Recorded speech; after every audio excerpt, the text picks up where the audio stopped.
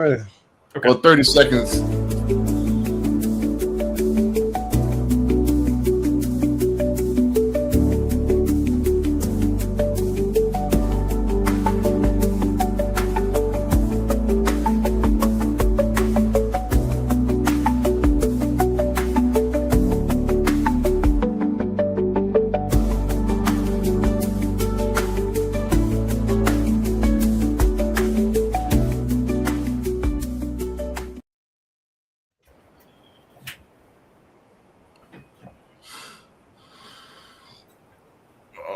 How's it going again, guys?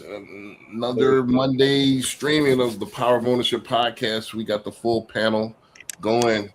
We're gonna go ahead with the introductions. We're gonna wait till a couple people get in here. I see we got 4 already, 5. Let's keep on coming. Go ahead and share the link, guys. Share the link. In fact, I'm gonna go ahead and share the link here in the comments, our private chat. So actually I'm gonna text it to you, David. That way you can share it to your actual. I love it. Thank you. Yeah, so let's go ahead and share that while we're live. And I'm texting it to you right now. Actually, let me just text it to you personally. And then we'll go from there. So hold on 1 second. We struggle streaming. While I'm getting that going, y'all want to go ahead with the introductions? Dunbar, you want to start, then Barry, then David, and then I'll circle back to me. That's fine. Happy Monday. It's Houston's own Brandon Dunbar here again on another beautiful Monday. If you need to book a consultation, you can just go to my website, Dunbar Did It. That is DUNBARDIDIT.com. Also, number is 281-309-4151. Call me anytime if it's real estate related. Gotcha. And this for those this is his website, DunbarDidIt.com. And then you can Google Brandon Dunbar Realtor. Barry B, I got you up and loaded. Let's go ahead. Go ahead with the introduction. Hey, Happy New Year. This is Barry B with Homes by Barry B. If you're looking to buy, sell, or invest in real estate, Houston and surrounding areas, you go to homesbybarryb.com or you can Google Homes by Barry B. And I'm on all platforms. You can text me, call me, send me a message, send me a whatever. Let's get 2026 started off right.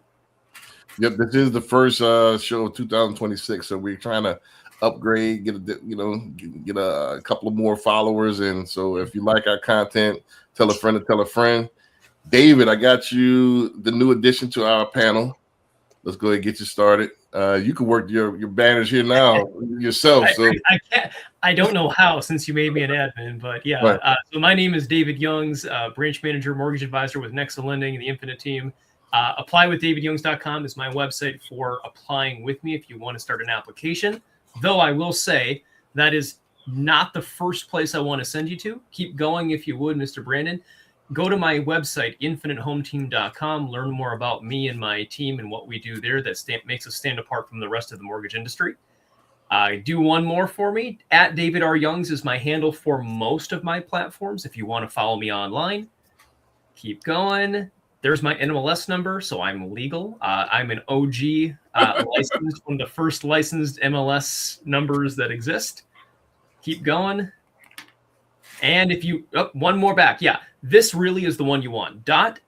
.cards/David Youngs is where you can go to actually download my contact info, which will allow you to follow me on all social media channels, find my website, find my application. Everything we just shared is in one place right there. So, and if you do want to watch any of these recordings or what we're doing on YouTube, this is where you can go find it as well. YouTube.com @Infinite Home Team. So that's me. And usually I go first, but I'm going last on this. We struggle streaming at first, so that gives the people a chance to get in. So again, my name is Brandon B. Dixon, MLS 1541210 at Billionaire Loan, also on all social media. If you want to apply for a mortgage or book me for a consultation, go to www.applywithb.com. You can contact me 24/7 as long as it's about business. I will answer the phone, 832-775-8357. Oh, yeah. I'm available 24/7. Actually, at Billionaire Loan Officer on all social media. Like, subscribe. Please tell a friend to tell a friend if you like our content. And last but not least, go to my website, www.brandonbdixon.com. I just joined Action Realty, so that is all live now. So we have I'm on both sides. I'm on the realty side and the loan officer side. For the last, this is going my 10th year right now. So 2016 is when I originally got my NMLS. So year, a decade strong in lending. Oh, one other thing. We Love Frenchies.com is launching this year. So I that is one of my passions as well. One of my other businesses, Boutique Bulls, is the name of my kennel. So you're going to see a lot of my dogs, my bloodline, and we're going to roll from there. But man, before we get started, I just wanted to kind of thank all the customers that actually, the people with my clients that actually let me serve them for the last 10 years. I'm blessed to be 10 years strong in the game. I know I kind of took a year sabbatical, but I'm back, full time in this. And I just like to thank everybody, and I'm wishing everybody have a great new year this year. And we're hoping to have some great content this year. We're going to try to improve on it. We're trying to make improvements. We're going to, dump a little bit of money into it this time. I know I've been saying that for years and years, but this time I think we're going to be serious. Dump it to a little bit of money to it, and we're going to try to, keep leading the pack. We just need support. We just need this good quality team behind us, and we can we can create a lot of good content that's going to help families grow. Right. And I think this year, like I said, I think this year is going to be a bounce back year for 2026. I want to, before we get into the clips, I want to open the table up, and I know this is right on the spot. What do y'all think the outlooks of our business is going to be for this year? What do you think the differences between last year and this year are going to be? Just a quick 30 seconds. Not a diatribe or anything like that, but quick. Synopsis? What do you think? So Dunbar, you want we like to go. Yeah, that's fine. I think that regardless of, I think it'll be a very steady year like it was a couple years ago. It's all about getting used to the climate. Even if interest rates don't go down a percentage or 0.5% or 1/4%, people still need homes. Right. And now we'll be able to, if they do go down, we'll be able to, people will be able to reap those benefits. But if they do go down, they'll reap the benefits. If it doesn't go down, they'll be used to these prices and these interest rates. So I think regardless, is people need homes, and I think that it will be a steady year. Right. Barry. Kind of on the same note, I like that word he used, steady, because I don't think it's going to be like, yay, this is the greatest year ever, and I don't think it's going to be this explosion that some people have been saying for the last 6-7 years. Is going to drop. The sky's falling. People that's been saying the same thing for the past 7 years, right? Because you got these new systems coming in, especially with AI and everything. So I think it's going to be steady. Especially if the interest rates come down, or when they come down. But I think it's going to be. I like that word, steady. Right. I think it's going to be steady. David, what you got? Yeah, I'm surprised actually, Brandon. You don't have a video on this yet. You found, but we'll have to do that on another one of these. A little bit. Nothing. Nobody really. I got polarized. You'll see what I got. Hey, what some people think is gonna be tough, and some people gonna think it's gonna be great. Yeah, yep. Y'all got to stay tuned. We got some. Yeah. Well, I was gonna say I've seen a couple videos floating around, and I actually just looked it up real quick because anytime you ask these questions, I like to just throw in like what does Gemini, ChatGPT, whatever say to, and there's this term floating around called the Great Housing Reset of 2026. So the media is trying to push like, oh yeah, 2026 is going to be this amazing year. It's going to be incredible. I don't think so. To your guys' point, I think it's going to be steady. I think it's going to be an increase. They're saying 2 to 4% nationally, increasing in growth. But I mean, 2 to 4% is not a lot. It's minimal. But I think in general, with interest rates holding or staying lower, maybe even coming down a little bit, combined with the fact that more people are getting used to this point. I think you said that, Dunbar, like people are getting kind of used to the market, and they're kind of like, okay, well, this is what it is. Like, these are the prices, these are the rates. Right. Eventually, they're going to have to sell, and they're going to have to buy whichever side they're on. So I think in general, we're going to see better results, and we're seeing a lot of professionals leaving the business too. So because people are leaving the industry, there's more opportunity for us in the industry as professionals to set ourselves apart as the true experts that can guide and help these families too. So we may see growth in our businesses while we simultaneously help more families. Gotcha. My opinion is this: I think we're going to see a slight increase. I think we're going to see an uptick in refis, and I think we're going to see an uptick in first-time home buyers. And the reason why I say that is because it's supposed to be the record amount this year of income tax returns people going to get. And that, and I think coupled with the $2,000 stimulus from the tariff supposed to drop as well this year. So I think anytime there's money or a surplus of money floating in the economy, people want to buy houses. So, and I think that, as well as I think the interest rate's going to tick back to 5.5.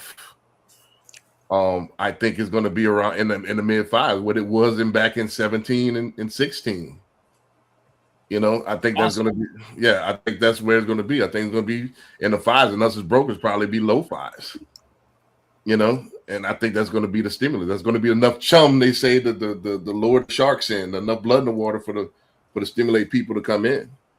And so I think it's going to be a slight uptick. I don't think it's like Barry said, I don't think it's going to be a boom, but I think it's going to be a better uptick than it was 25 because people are used to, like Dunbar said, people are starting to get used to it. So any slight improvement is a relief. The money floating around, then coupled with a slight receding of the interest rate, I think people are going to come in. So let's see. I'm optimistic. But let's see. There's nothing wrong with optimism, though. Even if it doesn't go that way, let's hope. Let's plan. Where'd you hear that the income tax refund was going to be higher? A couple of different sources. A couple of different sources. I think USA Today was one of them. I think Apple News was another one that I said it's supposed to be a record year as far as income tax returns because of the tax cuts, because of income tax returns or income tax refunds. Returns, like refunds, refund checks. Oh, okay. The amount of dollars that they're getting back. Yeah. Okay. So I think that's going to put a lot of first-time home buyers in. I think, and I would add another nugget, and we're going to talk about this later on in the stream. I think landlords are crippling the rental market. So it's damn near you might as well get a house. They're forcing people to get a house. So without further ado, let's go ahead and get it started. And what we're going to do is, please, I see a couple of people like the video. That's great. Like the video, thumbs up the video, please, guys. And then secondly, please comment. That helps us with the algorithm. And we'll read the comment live. We'll all answer whatever you want to know about real estate. You got a scenario? Shoot us anything. We'll answer it. Let's go ahead with the first clip without further ado.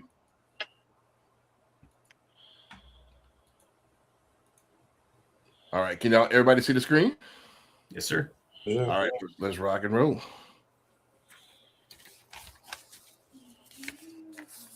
But here are 5 things I would never do in real estate. And if you're doing any of these, you're not investing, you're actually gambling with your life. Number 1, I would never buy a deal just because I'm tired of waiting. Being impatient is one of the main reasons why most people go broke. You'll buy out of loneliness, frustration, ego, and then you'll blame the market.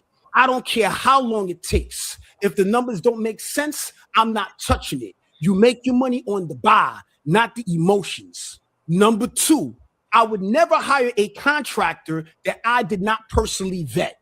Some of you guys hire people just because they seem cool. Cool does not pass inspections. Cool doesn't understand plumbing code. Cool will have you hiring somebody for $25,000 that will turn that rehab into a $60,000 disaster. Licenses, references, track records. If they can't produce receipts, I'm telling you now, run the other way. Number 3, I would never buy in a market just because it's trending online.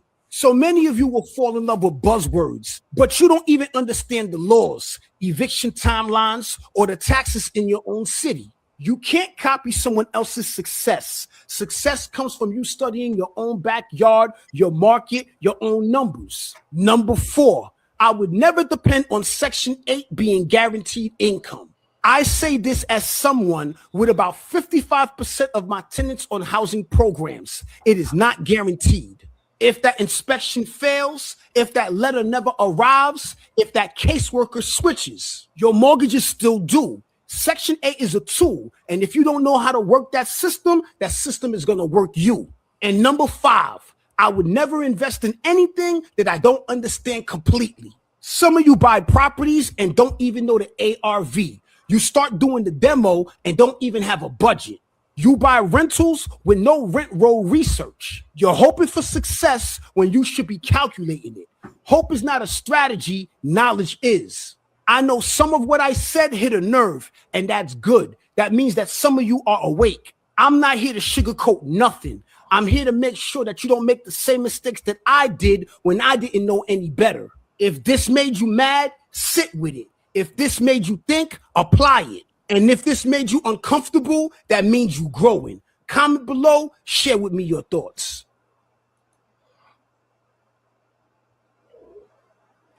Hold on one second.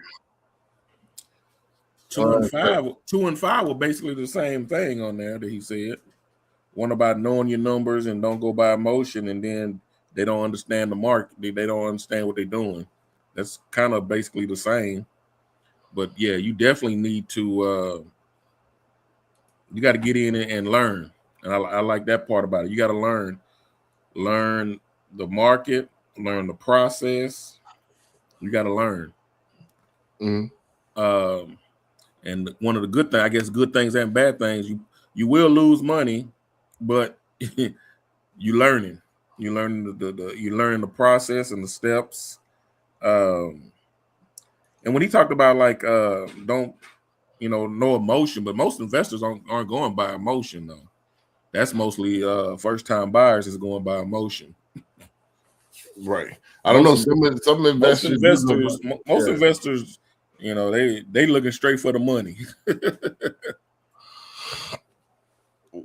Gotcha. I'm gonna go this way and then Dunbar, let's go into counterclockwise so we could I know I was WhatsApp is a little bit different, so I was making sure I hit it mute. So it's a little bit different than Instagram. So again, we struggle streaming from the get-go. All right, so let's go over what he's talking about. Mainly this is for investors, and a lot of times it's for intramural investors, that's new investors. I disagree. I think a lot of investors, especially new investors, they still think it's theirs. They look at it as if they were going to buy it for themselves. They even, he mentioned in there, even look at a market that they have no research on just because, it feels it's emotional. I like Atlanta, so I want to invest in Atlanta. But did you do your research on Atlanta? So a lot of investors do that. A lot of people buy second houses in a market, or even I get a lot of times, and David probably has as well. People buy second homes, and just because the beachfront, or we get a lot of beach. I think Minnesota is like a lot of lakes, right? We 13,000 lakes. Not a lot of beachfront, but yeah, lake homes. Lake homes. So we're on the coast here in Houston, right next to Galveston. A lot of people buy in Galveston. What is it? Lake Conroe. There's another San Palaca, whatever. You know what I'm talking about, Dunbar? I know.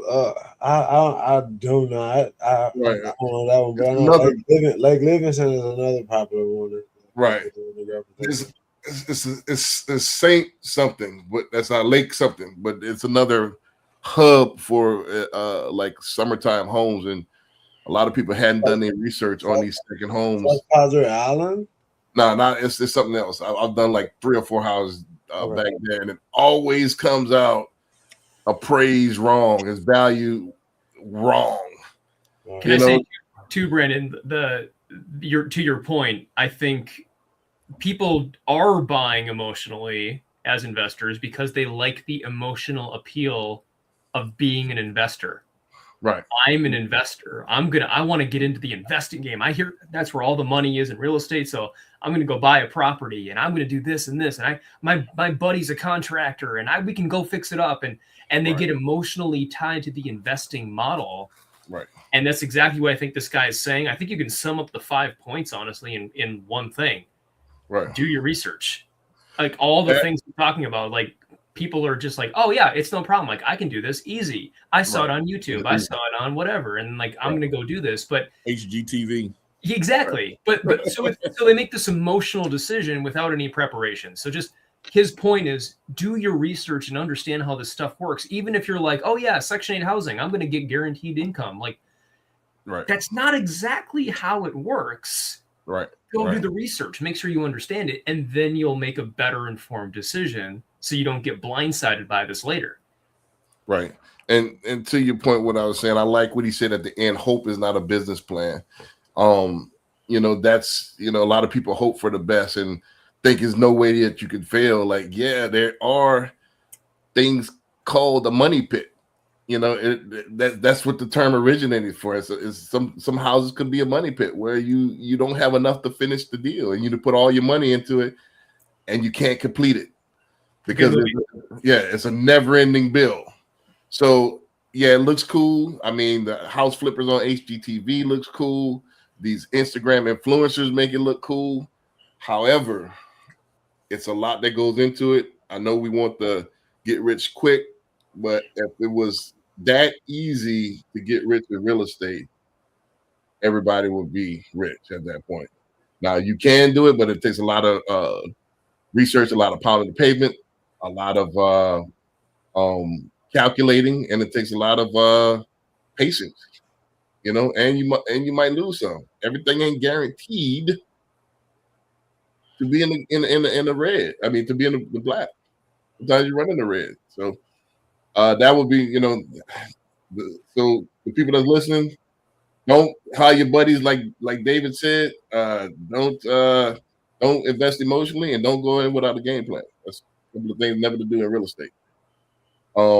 Dunbar, y'all want to add to that, or David? Y'all want I just got one quick thing. I think everything that he said could be summed up, and in my opinion, to seek counsel and have a good team of professionals, whether you are a mid-level, low-level, first investment, 1,000 investment, have people that have tools to get you accurate numbers and accurate information, and use them, and don't be afraid to don't be afraid to use them. You might have to pay them, but don't be afraid to use them, because they definitely will not.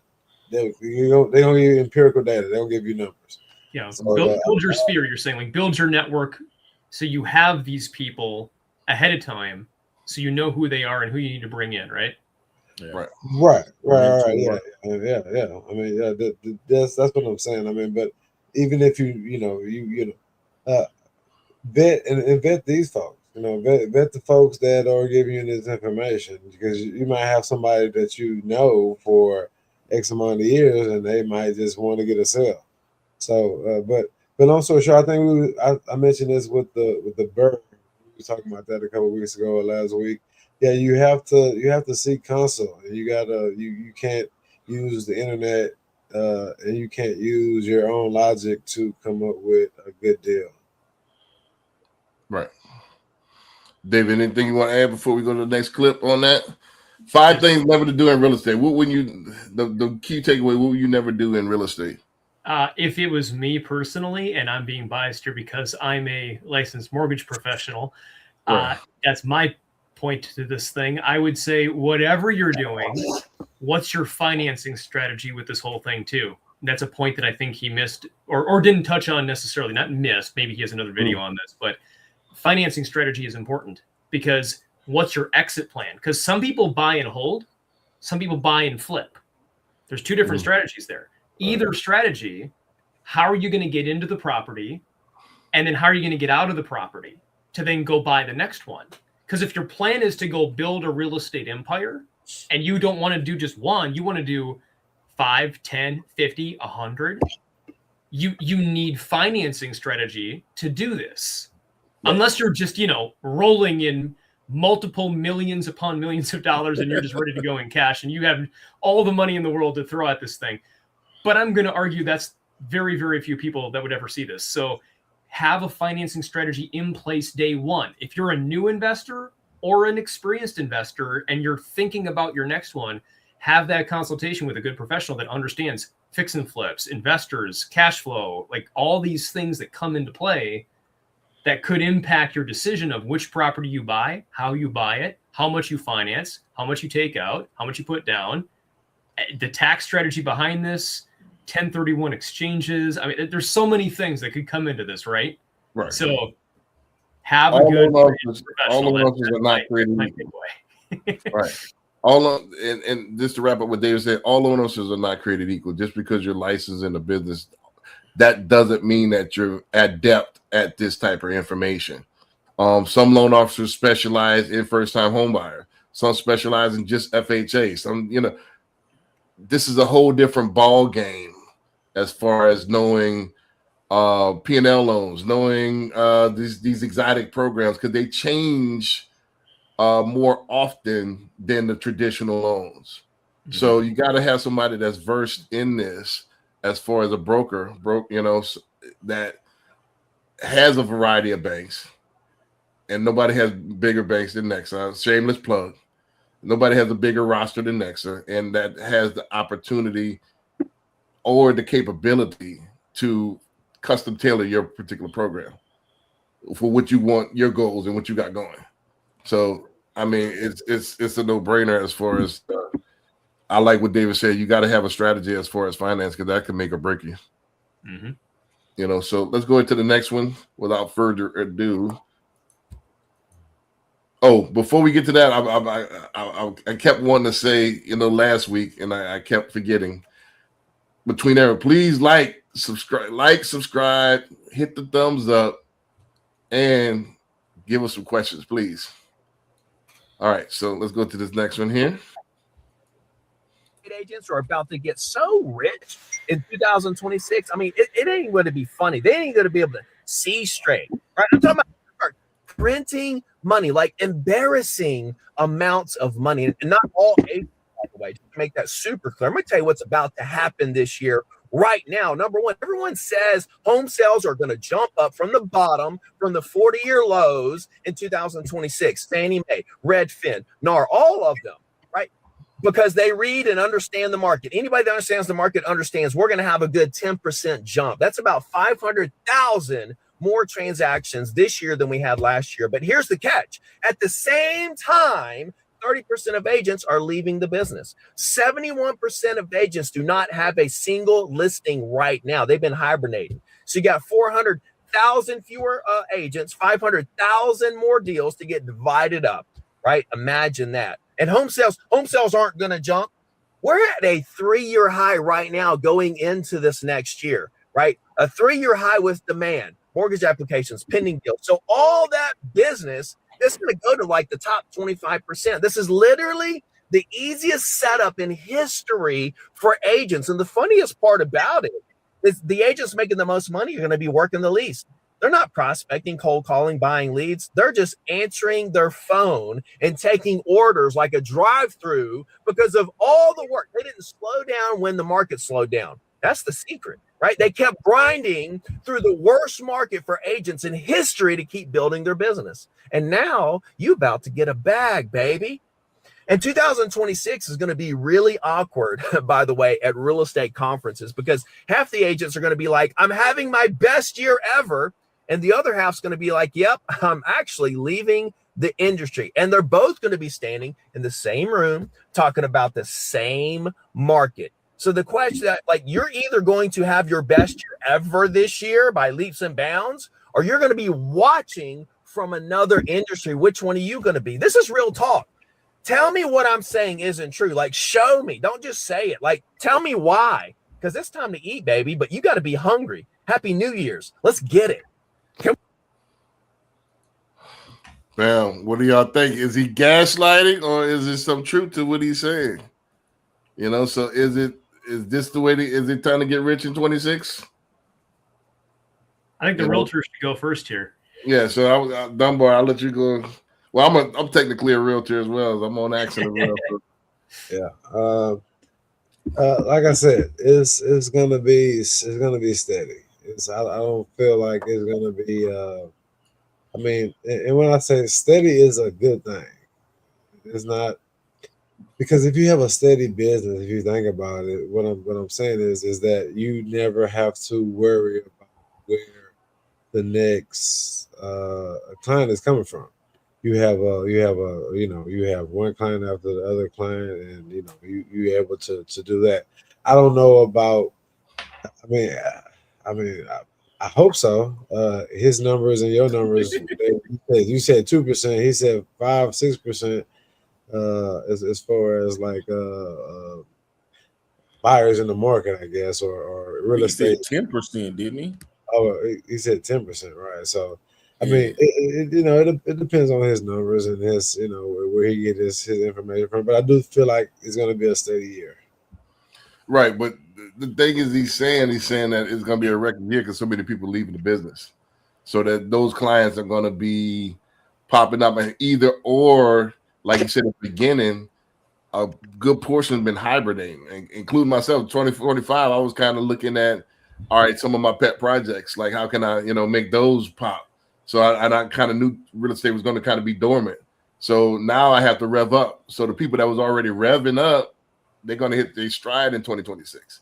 I think that's the point of, if you didn't take the year off in 2025 and you got all that momentum, I think it's going to propel you to one of the best years, is what he's saying.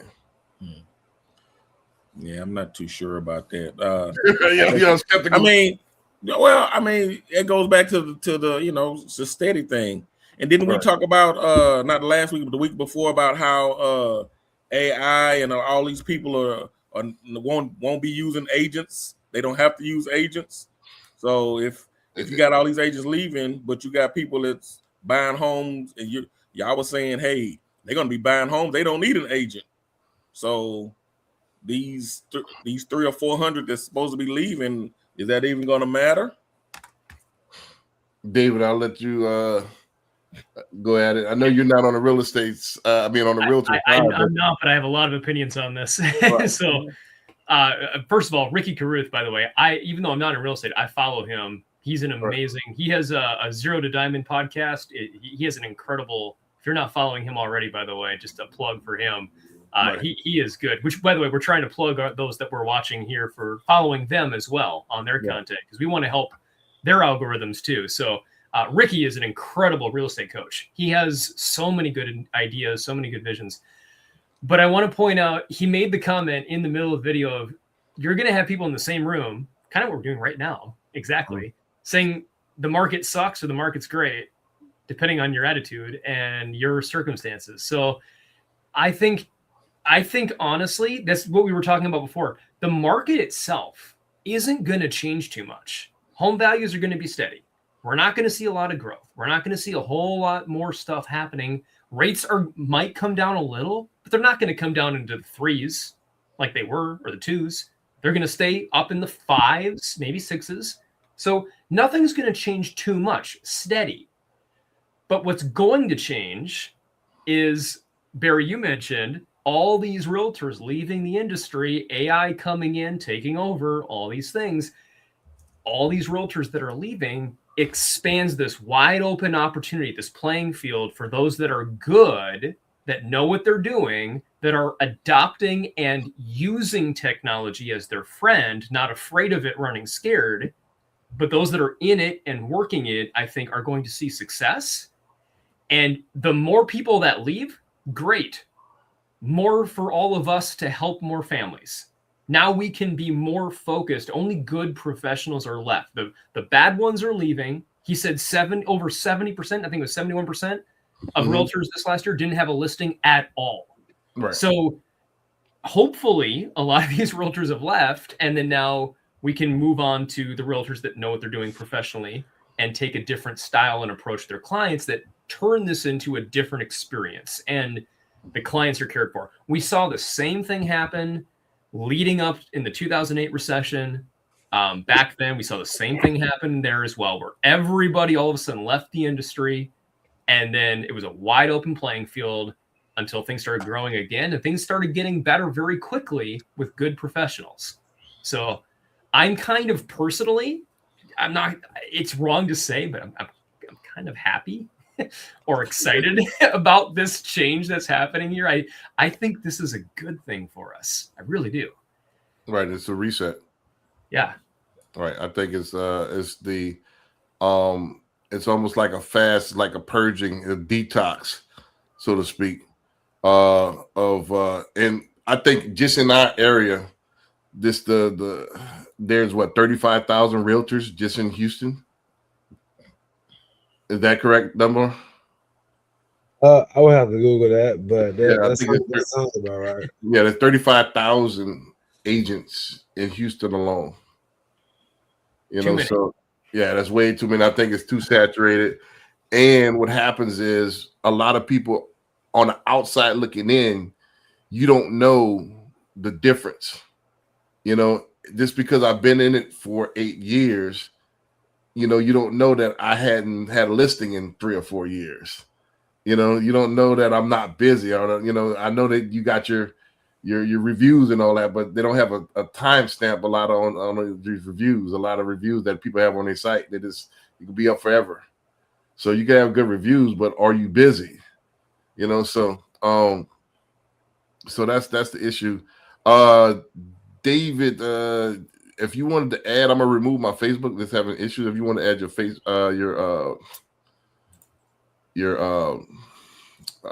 YouTube, you can.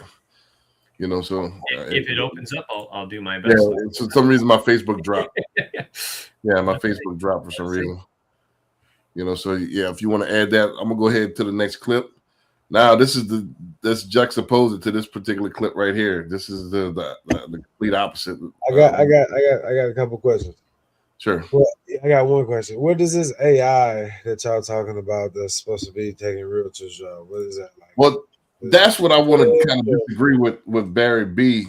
I think, yes, you're right. AI will be taking a lot of realtors' job, but I don't think the technology is the platform's built yet. Hoot and Zillow is supposed to make these revolutionary business models, but they're not up yet where people are using them and it's in the mainstream. I give you an example. Hoot was supposed to have this where realtors only get paid like a flat fee, but you're getting all these leads, from people, and AI is most of them. They answer all the questions. All you really got to do is show them the house, and you get paid like $1,300, and you get paid on the loan side. So that was kind of their little niche or hook or whatever. David, you might be a little bit more versed at Hoot than I know. Hoot tried to recruit me, but Hoot was supposed to be some revolutionary platform, and that I mean, probably don't want to get too deep in the weeds on that company model, right? But I mean that company model was a very unique focus. It wasn't so much focused on AI. That was a whole different. That AI is a whole separate thing than what they were focused on. But in general, I can comment on like AI in the industry is evolving quickly. As an example, I can upload right now. I can upload a 3.4 Fannie Mae Freddie Mac AUS findings, which is, by the way, for anybody watching, that's what we do when we get an application. We run the whole thing through this computer algorithm. This is what every lender in the country pretty much does, and then it gives us approved or denied. And then with that understanding, we can use that to then go give to lenders and say, hey, we want to underwrite the loan to these guidelines Fannie Mae, Freddie Mac, FHA, et cetera, has set. So without getting too deep in the weeds on that either, I can take that, upload it into an AI technology like Chat UWM, as an example, one of our partners, United Wholesale Mortgage, or even, you're not supposed to do this, by the way, and I have not, for the record, personally done this, but I know people have. We've been counseled not to. You could upload it into Chat GPT because that's just open to the web. You're not supposed to do that. So if you're watching this and you're an LO, do not do that. You will get in trouble with your compliance team. But in theory, you could. And there are other technologies. In fact, I pay for a platform called Mortgage Currency, not currency, but currency, where I have AI integration there where I can upload it and I can talk to a live underwriter and get feedback and all this stuff too, based on what the AI kicks out and the algorithms behind it. So using AI as your friend to assist you is going to be extremely important to adopt quickly, or you're going to get left behind. But there's so many applications and situations that AI would never be able to read. It would not be able to know questions that you wouldn't even think to ask because it can't know you. The tonality in your voice of how you answer a question that I ask you, which prompts me to ask you 3 more questions that then opens up a can of worms of this other thing over here. You know what I mean? Like AI can't do that. So I think there's a balance here of you have to adopt AI quickly if you're going to survive, but also understand it's not going to completely replace the loan originator. I will argue realtors have a little harder time with this too, though, because you're physically out showing people homes. So that's a little different story. Like how does that play in? So I'll let somebody else speak to the real estate side, but mortgage side, that's my take. Well, 2 things. This is the rebuttal. Yet is the caveat. Yet. Yes. I don't know if people are familiar, but you could set up AI where it speaks to you. And I did it the other day. Hey, I got a client. This is Google him. Boom. This is my Google me with as far as and give me practice questions on and simulate a conversation between us and him drilling me on different questions. And AI doesn't miss a beat. He talks to you as if it was human. And I'm talking about it damn near. I think I need to do a separate show on this. Will people resort to AI as their friends as opposed to real humans? Because it knows you, it knows exactly what you're looking for, and it has more common sense than a lot of humans. Because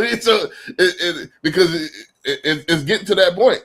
So my argument will be, yes, it's not there yet. However, it's close. It's coming. It's close. It's and, coming. And fast. It's not like this is like 10 years away. This is coming quick. So to answer Barry B's question, I don't think 2026 it will be a huge impact. I think 2030 is a different ball game. By the way, to the video earlier, that is a stat. I think we mentioned this on the last the streaming show. It's estimated still by 2030, over 40% of homes in America will be owned by investors. Right. That's the stat. That's why I'm trending. As you see, I have a lot of investors that watch the show, and then I service a lot of investors. Dunbar as well services a lot of investors. Not that we don't help for first-time home buyers, but we're at the point in our career where I got a little bit. First-time home buyer stuff is very, very easy to me. And I've done it for so long. I'm so versed in it. I teach it. So and I'm versed in, and I'm an expert at, secondary homes and investment homes, and which is a little bit more trickier, because there's several options. There's a lot of people that's in a lot of banks, a lot more banks, should I say, that has these exotic products. Let's get to this next one because we got about 3 more, and we're like at the halfway point. So, bam. I mean, we're making good time. Don't forget, guys, like the video, please. Subscribe and make a comment on it. We'll read it live. My Facebook dropped off, but I put my Twitch on there, so I want to welcome my Twitch audience. I see we got a couple of viewers already. Please share it in Twitch. I know last time I had Twitch, we blew up. I know we had like 100 people sometime last time I had my Twitch audience in there. So let's blow it up tonight. All right, so let's go ahead to the next clip.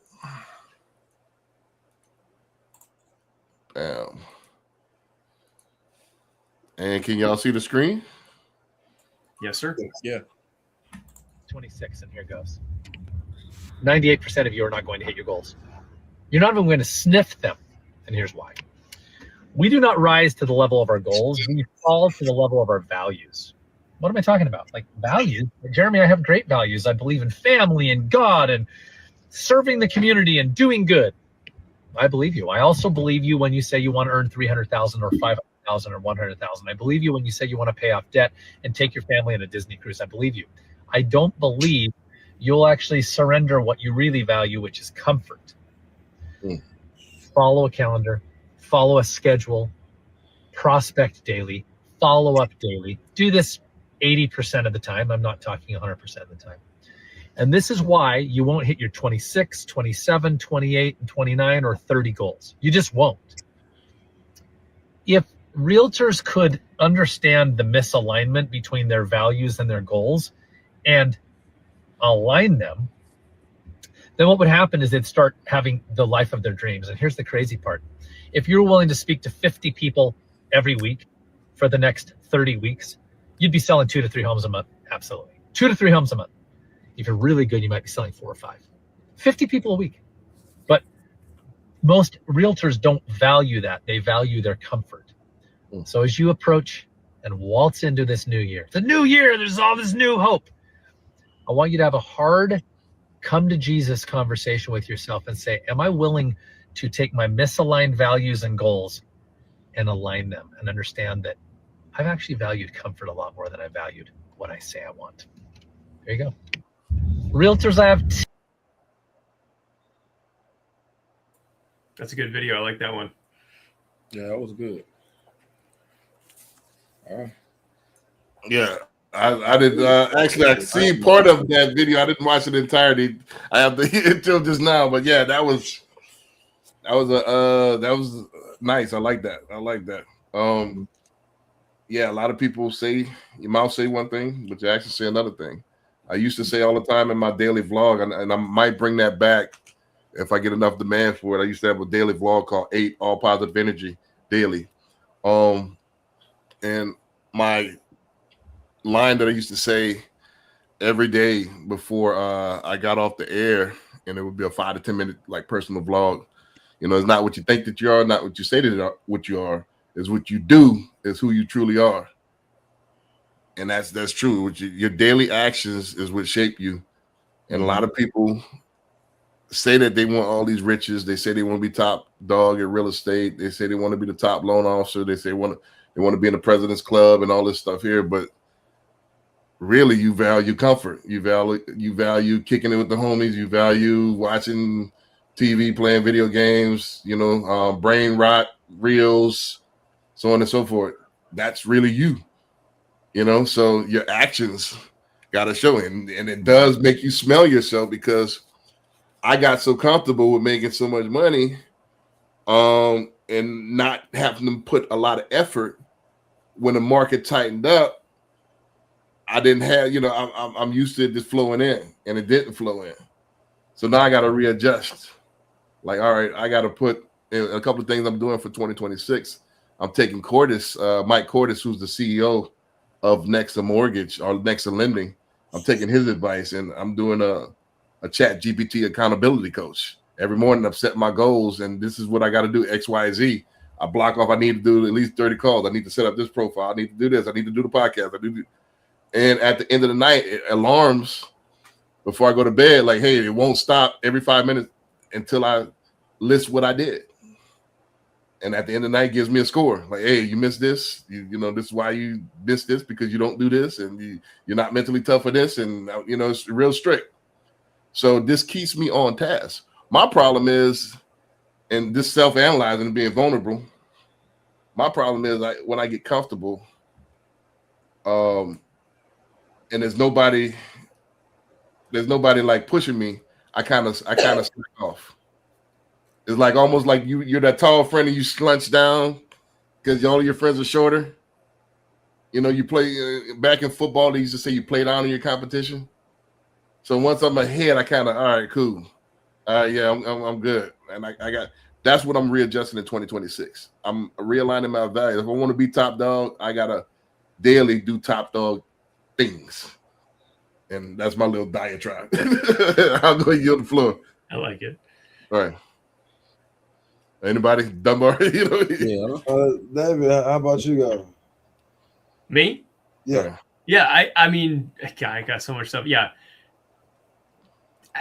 I personally feel this is something that everybody struggles with. I don't think anybody's immune. We all enjoy comfort. Like Right. all of us enjoy comfort. Like none of us are, like, oh, I want to grind and, work 12 hours, 15 hours a day. And no one wants to do that. Everybody wants to have comfort. So we're all fighting against that tendency. None of us are immune to it. But then my bigger thing for me personally that I'm working on is like, I'm always busy. I mean, like a great example today, I've been in meetings since 10 a.m. this morning till now, and we're 10 o'clock p.m. my time. So 12 hours straight, I've been in Zoom meetings, and I haven't really had a break in between, which I love personally. Like I enjoy this stuff. Like I love meeting new people and having conversations. Like I love this stuff. Like I'm fired up still. Like I could go for another 5 hours and be fine. But is it effective? That's my thing. Is it effective time used? Because that's where I realize that I need to maybe make some improvements. Am I, to your point, Dixon here, am I prospecting, making, blocking off an hour to make 30 calls? Or am I busy all day, but I didn't make a single outbound call? And there's different strategies, right? Like some people are doing different things. Some are out doing, streaming videos like this. Some are doing online content of, their own personal social media. Some are doing one-to-one networking events. Some are doing group networking events. Like there's all kinds of ways to go about this. Webinar presentations, first-time homebuyer presentations, open houses on weekends. There's so many ways to do this. There's no right or wrong answer, but are you busy to be busy or are you busy to be effective? That's kind of my main takeaway, is just making sure that that's my thing for 2026. How can I get more And I wrote that down. I wrote that down from when you first said it, being effective versus being busy. Yes. Well, let me say this before y'all jump in there. This is deep because this could be a whole 30-minute conversation right here. My mentor, Mattress Mac, used to always say this: don't confuse activity with accomplishment. Right? However, that's a slippery slope. I'm gonna tell you why. Sometimes when you overanalyze, you wind up doing nothing. And he also said everything works and nothing doesn't.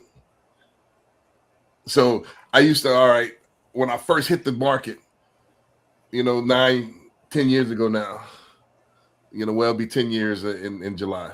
But I used to hit open houses. I used to do 20 a week just to meet new realtors. Then, 2 years, I'm meeting a lot of newbies. Is this really effective? Let me trim it down and try to, But I was still hitting 3 to 4 or 5 deals. It was working. But when I started to try to analyze it, overanalyze, the activity stopped, but also the yield stopped. So it's dangerous. I don't know. I struggle with that because it's like activity sometimes yield good things. Can I spin off that real fast? Yeah. That's why I said this could be a back and forth 30 minutes. Yeah, even if it's not that effective, right? An object in motion stays in motion. If you at least do something, right? Now you feel like, hey, I accomplished something. Let me do something else, and then let me do something else. And even if the first 1, 2, 3, 5 things didn't work great, you're in momentum mode now, and now you're more proficient with your time. You're accelerating. You are getting more efficient. And then as you do it, you figure out what works and what doesn't. So you're like, I can replace this. I can get rid of this. I should do more of this. But if you're not even doing anything, how would you know? How you won't have those moments of realization to know. Is streaming the way to go? Is this working? Yeah. Some people say yes. Some people say no. Some people have ridiculous followings and are blowing up on this thing. Mhm. Others have no idea what this thing even is. Some are doing open houses like crazy and crushing it. Others do open houses never and are crushing it. Like it depends on your circumstances. So that's the thing, is it doesn't really matter what you do. You just got to do something. For me personally, what I've found, what I'm starting to realize more and more is, for me, and I'm only talking about me in the mortgage industry, one-to-one meetings has been my biggest thing that I've been the most successful with, that I'm trying to really grow and build, is one-to-one connections, whether it's another mortgage professional, a realtor, a client, anybody, just one-to-one personalized engaging meetings all day long. Schedule my calendar with that. In my mind, like, that's for me the most efficient, but that works for me. For other people, it might be, you know, drive people to a webinar presentation and do those consistently every single week or every few days. You know, again, you guys are in the real estate industry, other two here. Well, actually, all three of you guys are in the real estate industry technically. So we're all technically in the real estate industry. It's a little different in that world than it is in the financial space. Like, it's a little different element, but I think it still shares the same value points of what are you doing that works, and if it works, keep going. If it doesn't, don't do it. And that might be different for different people. Right. And you're not going to know what doesn't work if you're not doing anything. Yes. Yes. You know, exactly. When I first started, I was trying to do everything, and then I started seeing, okay, well, this one works. I mean, I used to go out in Pearland in the hot summer, knocking on doors till I was drenched in sweat. Where I was like, yeah, I don't think this is right for me. So I picked another strategy to use, but you're not going to know it if you don't get out there and do, like you say, do something. Yeah, something got to be done, because what happens is it could. I'll give you an example. Let's get slightly philosophical before I go to the next one. Why do people make their bed in the morning? I don't, so I don't know. Make your bed, if you haven't read it, by the way, Make Your Bed. That's a good book. Right. People make their bed for that sense of accomplishment, because I never could get, all right, I make my bed because I'm about to get back in it in a couple of hours anyway. So why do I need to make it? You know, but since I've been making my bed, even though I might not have, I'm not going anywhere. You know, I work from home. It's a sense of accomplishment. Like David said earlier, alluded to, it's just that those tasks lead to other tasks. So now I'm doing, all right, make my bed in the morning first thing, sense of accomplishment. I got something accomplished. Then I'm gonna do 100 squats. That's a lot. Yeah. That's all. I would do like 10 and be like, I did it. Good job. body weight squats. You know, I'll do 100 body weight squats. Boom. Get that going. You know, but once I get that sense of accomplishment, it leads me to want to accomplish other tasks. You know, and so it's by putting those tasks on the calendar that leads to the stuff that you don't want to do, and you get that accomplished. Because what happens is, if you don't make the bed, you don't do anything, it leads to, all right, well, I kick it back, and then it wind up never happening. So it's that activity that can lead to more activity. You know, so you fill up the calendar, maximize your 16. You got 16 hours to be productive. Maximize that. That's my, after this, I'm going to the gym, because that's the last thing on my thing. I got 60 minutes to go to the gym. That's my last thing. After this podcast, I'm looking at it right now. Finish the podcast, go to the gym, and I'm done. I did everything I was supposed to do today. It's that sense of accomplishment. By the way, that comes back around to James Clear, Atomic Habits. If anybody's read or looked into that, right? Oh, Atomic Habits, yeah. Yeah, Atomic Habits. It's one of the it's like the number one bestseller ever in books. But great book. But that's exactly what he says. Do one thing, even if you're not, Dixon here doing 100 squats, I'm thinking to myself, good God, that sounds horrible. But maybe I could do 10, and then I'm like, okay, tomorrow I'm going to do 10. And then it's like, well, I'm already doing 10. Maybe I could do 15. Maybe I could do 20. And then, but then you keep going and doing that the next day. Or you put your shoes out. He talks about you're going to go running. So put your running workout clothes and your shoes right there by the door, and then you're probably more likely to go running because they're there. Versus if they're not there, they're not going to remind you. You're not going to think about it. And you're going to be like, oh, where are they again? And, oh, I got other things to do. And your mind's not going to go there. So it's just, yeah, an object in motion stays in motion. Focus on things that you can accomplish and just go make one phone call. Do one event, call one person, do, something. And then it perpetuates. Gotcha. All right, let's go to the next one. Dumbo, you ain't got nothing on that? Well, yeah, I'm just waiting my turn. Yeah. All right. Yeah. Well, I got into working, I guess, quote unquote, for myself because I was hungrier than any employer could. They couldn't feed me enough, right? Not literally feed me, but I had more energy than they had work, right? So I think that me personally, I got into, working for myself because I am super hungry. And I think everybody has that hunger that is willing to work for themselves, and also that confidence. But I mean, to be honest, every time I close a deal, I want to close another deal. Like I don't close whether it's a apartment building or a rental. I want to close another deal. So I'm very hungry, right? So I think that it's all about your psyche when it comes to comfort, because I get comfort from doing more business, right? That's what makes me comfortable. It doesn't, So, but that's my 2 cents. I think everybody that's in a service job or have their own business has that hunger, and it's something that you wouldn't think about owning your own business if you didn't have that hunger. I don't know. That's debatable. That's another show. That's debatable. A lot of people get into it. They open up shop, but they think that's the end. That's where it actually starts. But that's a whole nother conversation. Let's go into this next one. We might circle back if we got some time on that one.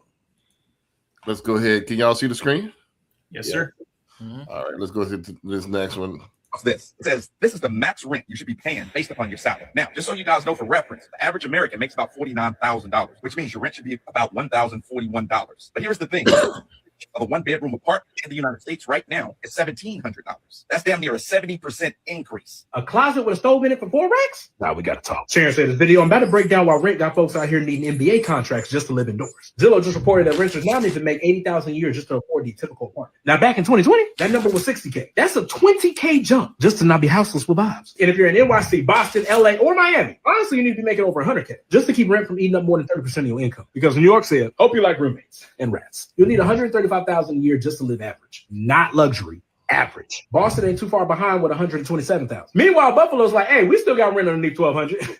Just bring it jack. NYC $135K, Boston $127K, LA $117K, Miami $112, Buffalo $55K, and Oklahoma City $54. So now folks are stuck between overpriced rent and mortgages that feel like ransom notes. And housing advocates are screaming, but landlords out here playing Monopoly on hard mode. This ain't just a coastal issue either. It's a nationwide wallet whooping. And if you ain't got a plan, rent is gonna eat first, and you might be the meal. Comment below your thoughts on this. Follow your boy Hiller Wiles for more money tips. I don't do this for my health. I know it was kind of rapid fire there. Did y'all track that? I did. I thought it was. Maybe I'll go first because he's talking about housing ratios, and that's more of a mortgage finance side of things. Right.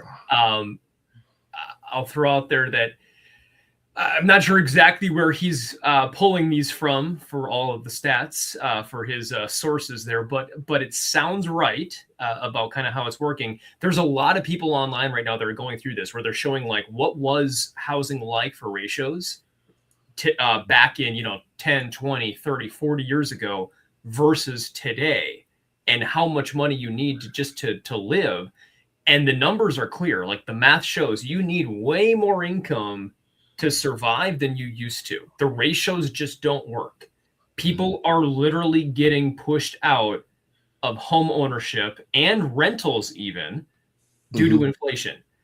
Right. And arguably part of the problem we talked about just a little bit ago is become an investor, go buy an investment property so you can become an investor and take ownership of these properties. But the reality is you're actually contributing to the problem by doing this. Now, granted, if you don't contribute to the problem, you're one of those on the sidelines that are getting taken advantage of. So you're kind of stuck between a rock and a hard place here. What are you going to do? Are you going to own a home or keep renting? Are you going to be an investor or not? Like, you have the choice, thankfully. It's a wonderful thing is everybody has a choice of what they want to do. But whatever you choose, the market's going to keep doing this. It's going to keep getting wider and wider and wider, I think, as time goes on. It's going to become more and more affordable the way that inflation is working. Wages are not keeping up. Home prices keep going up. Taxes keep going up. Insurance keeps going up. PMI keeps going up. Everything involved keeps increasing. And wages slightly increase, but they're not keeping up. It used to be, kind of an even trajectory. And then suddenly it was, the market kept doing this and wages were doing this. And then all of a sudden it's this gap over time. And that's what I think he's talking about is in all of these different markets, some are more affordable than others, which is why we're seeing mass migration, by the way. That might be a whole nother video topic to go through is mass migration from cities across the country, especially far east and west coasts, to other places like the middle of the US where it's more affordable because people just can't get by in these coastal cities. Right. So, he was saying that it's not coastable now because you got everybody's from the coast is moving in, moving, to the center of the country. Right. A lot of my clients lately I've been talking to are people that are looking to, I've seen an influx in this personally, people looking to move or relocate from one of these places on the coast somewhere into the Midwest. That's become more of my clientele lately. So I think this is a trend that's not going to stop. I think this is going to keep going. We talked about that earlier of, investors continue to buy up Wall Street. It's going to keep just increasing inflation as this happens, and they keep jacking up rents. So I would encourage anybody on the sidelines right now that might be watching this, if you're even remotely thinking of buying a home, you should do it like yesterday. And if you're not doing it yesterday, you should do it today is the next best time. Don't keep waiting, especially since we're not expecting a high increase this year. It's going to likely be stable, we talked about-ish. So buy while you can before it's too late. And more investors keep buying up these houses and you're, stuck in rent. Right. I always had a controversial take on this. I not love it. Everybody. Not to everybody, but just to like some of the former panelists and stuff like that. They didn't like my take on this. And I'll repeat it again because this is not the first video I've had something similar to this. I like to, piggyback what David said is not going anywhere. So you have to readjust your mind state. So now you can't survive and you can't keep up with the one income. You have to have multiple streams of income. The days are gone when our grandfather worked at a plant and he could raise 3 or 4 kids off the plant salary. That's gone. Now you have to have the plant salary. You have to have an online business. You have to have a catering company. You have to have something else going on as well. 3 or 4 things you have to play. Robinhood, crypto. You got to have 3 or 4 things going, and they have multiple streams of income that you could make from your phone. So now it's set up to, there's more opportunities, but you need them. So those are gone. That we're living idealistic. We're living in 1950 in the mind, but it's 2026. You're not going to be able to, work the 40-hour work week anymore. You're going to have to 40-hour work at work. You're going to probably have to put 5 to 10 hours into a side business and probably have to do Uber on the side as well. That's today's climate. And I don't think it's going anywhere. To your point, David, yes. As far as buying a home, because then people are under some type of hypnotic spell that prices are going to go down. Yeah. So the people that's on the sideline waiting, you're going to be priced out. You're going to keep waiting to where is eventually you're going to be a permanent renter. You know, where you can't afford it. Nothing that you do, you can never keep up, and you can never afford a house. Yeah. And So the media is doing a great job doing this too, by the way, of holding Right. people down of, oh, don't buy a house. The market's crashing. It's going to Right. keep going up. Like they're Right. doing a great job holding people at bay intentionally so you Well- don't go buy. Well, don't forget who owns a lot of the traditional media outlets. Exactly. You know, Exactly. so, you know, I don't want to get into conspiracy theories and stuff like that. Yeah. But you know, We don't That's want to say why- the names either, or we'll get shut down. right. That's why I preach home ownership, because most of the common folk, this is going to be their biggest investment and biggest asset builder is going to be that home, because it keeps you disciplined. You're going to pay your mortgage, and that asset is going to appreciate. You know, so most people are not savvy enough. The majority of people are not savvy enough to have different investments that's going to yield a margin. So this house is their nest egg. You know, people that like our grandfathers, they bought these houses in the 40s and the 50s for $15,000, $10,000, and they were a few $100,000. It could be the same way. You buy this house for $250,000, and a couple of years later, well, down the line 10. I would not say 10, let's say 20, 30 years from now, it's $2 million house.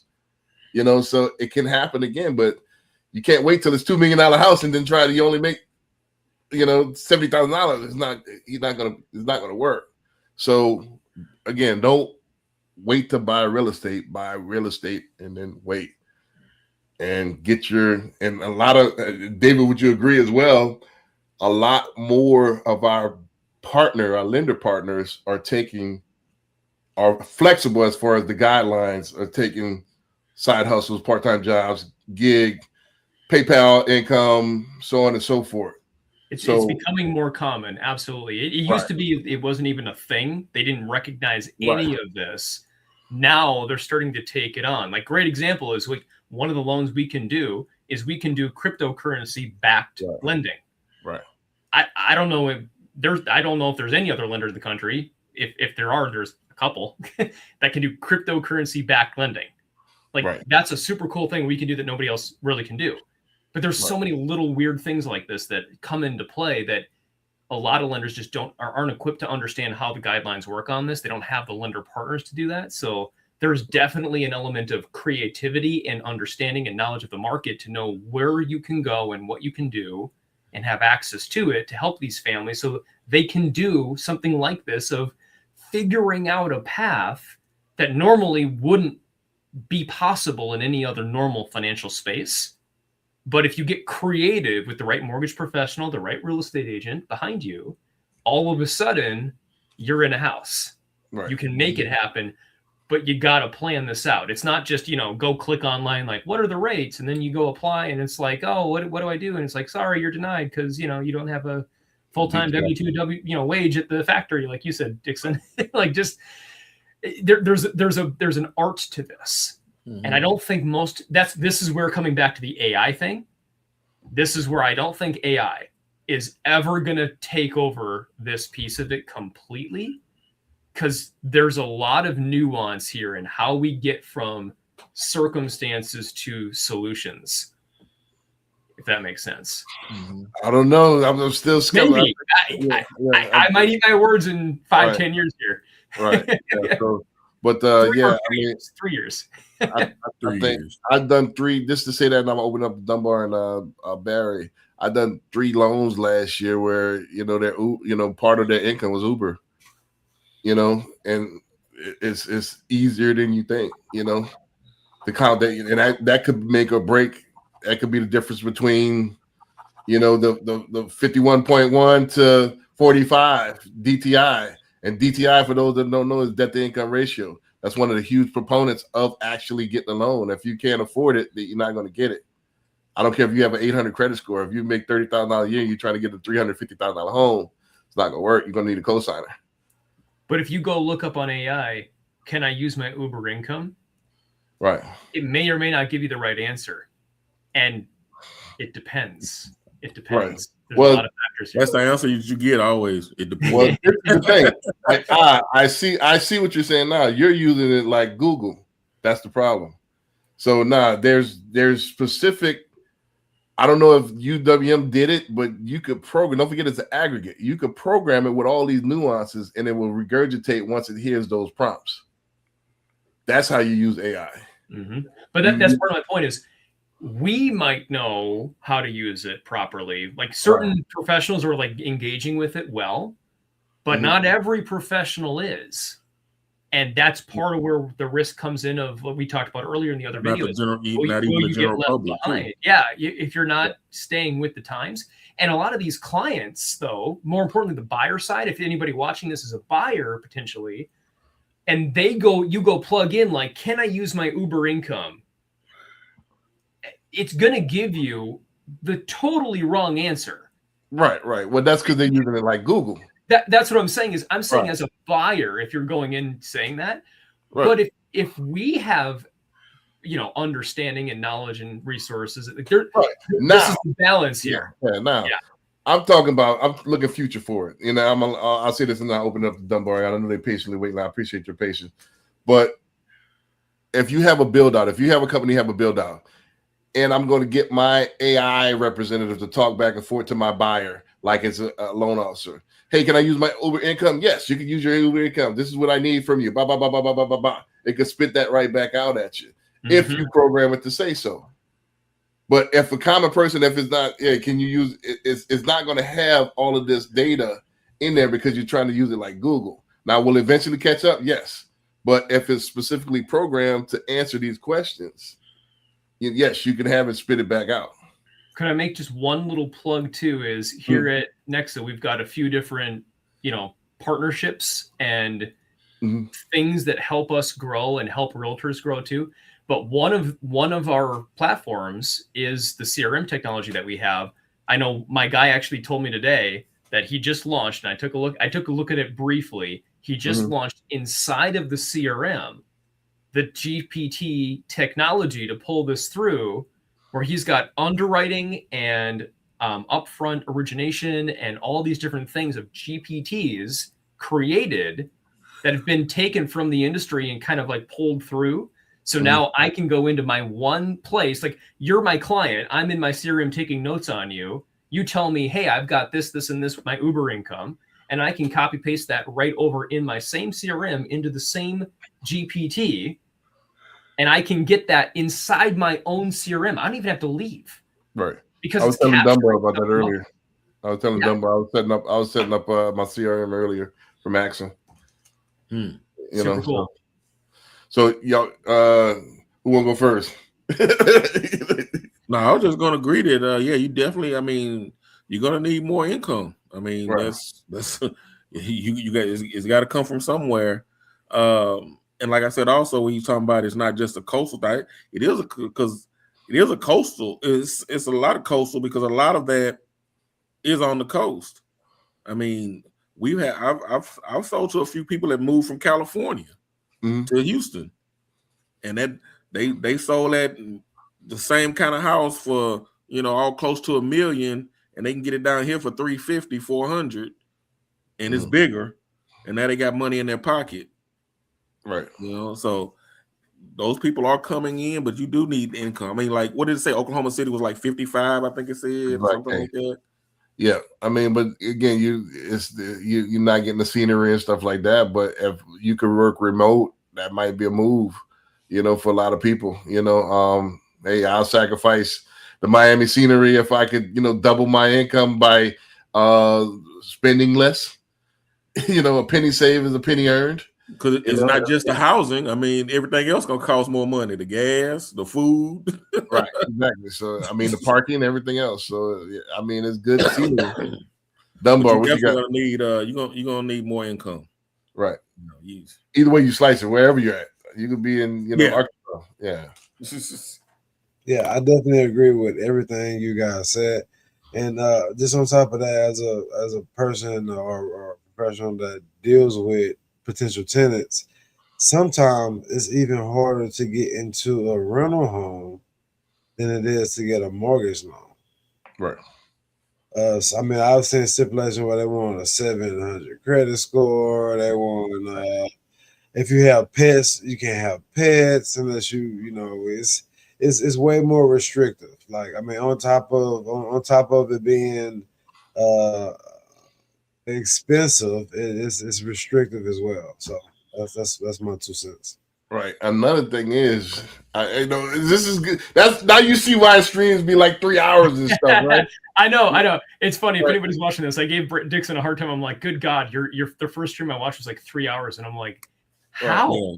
Right. Yeah, I got another comment on that too, by the way. Right. we got two more clips. I know. Right. But I wanted to say this is so good because I think the consumers need to hear this. I think the audience need to hear this. But to Dunbar's point, people buy these, especially if you're renting private houses. You don't know what that looks like till you go there. Then you know, I've been to some luxury houses for rent, you know, to take some clients, and it's full of roaches. Yeah. You know, the pictures look good, everything look good, and until you go there and actually touch the house, or it has a horrible stench. You know, or you go down there, you know, you go to the other side, on the other side of the street, there's gang signs and stuff like that.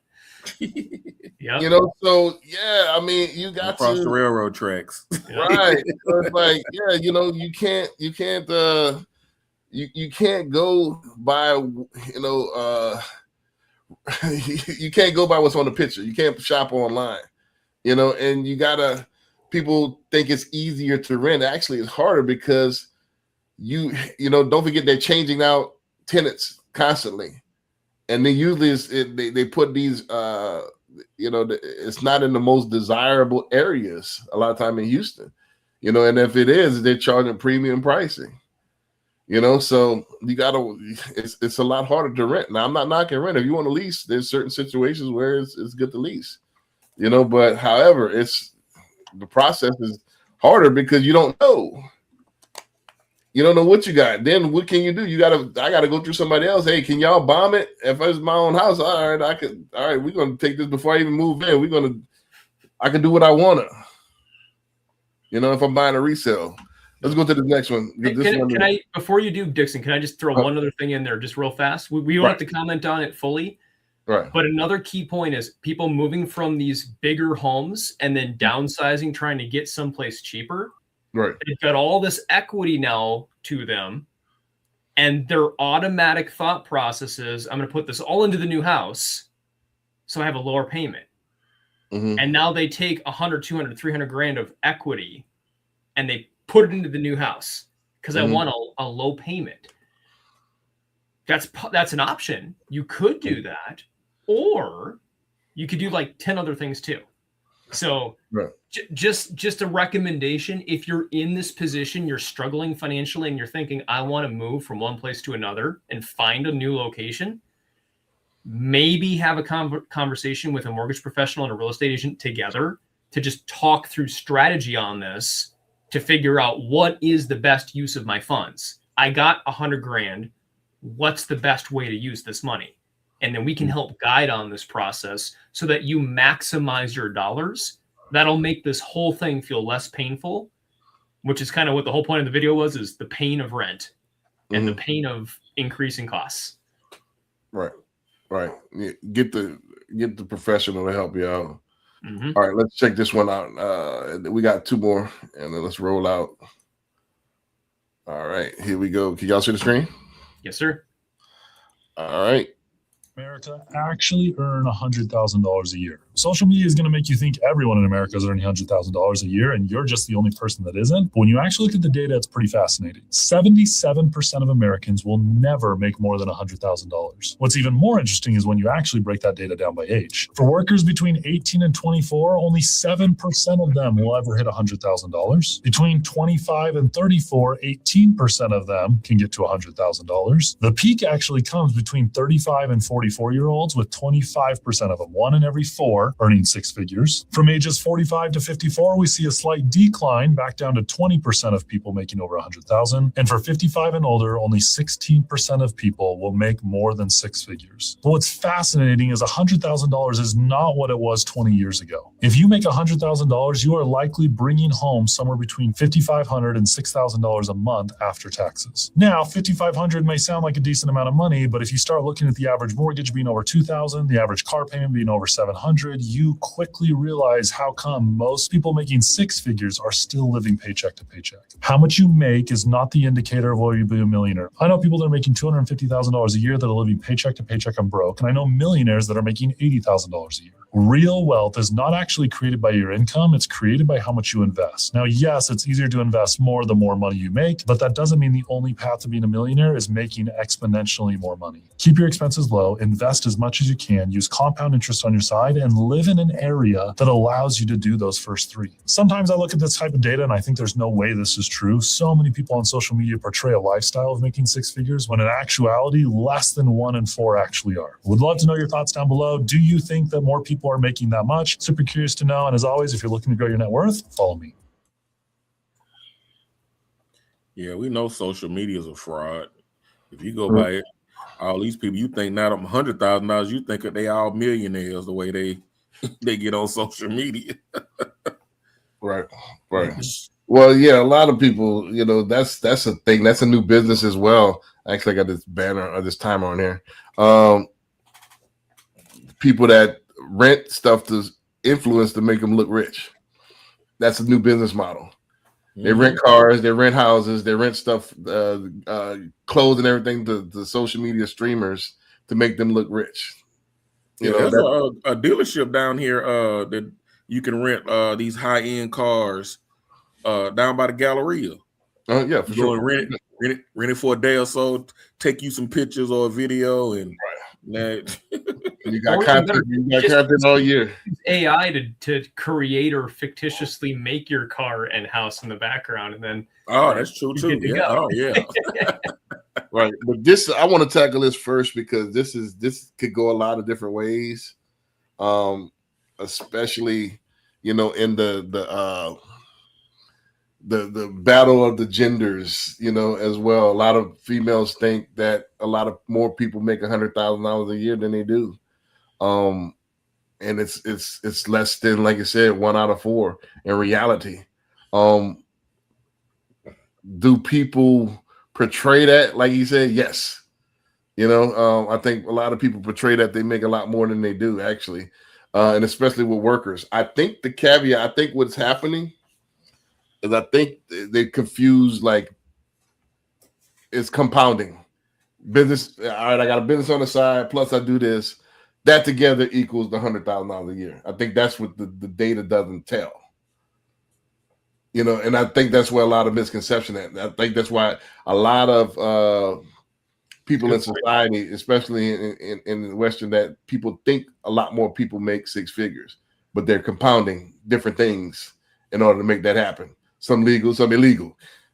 You're saying in the stats they're only taking certain verified demographics into account. Right. Well, they're not realizing all the other stuff. Well, they're not taking under the table money. So for example, most people don't keep good books. They have a business, but they don't keep it on record. So on record, they look like they're not making anything through their business, but they only make $60K at their job. So in reality, he makes, $50,000 under the table and he makes $60,000 from the job. And together they're making $100K. And I think that's what confuses people.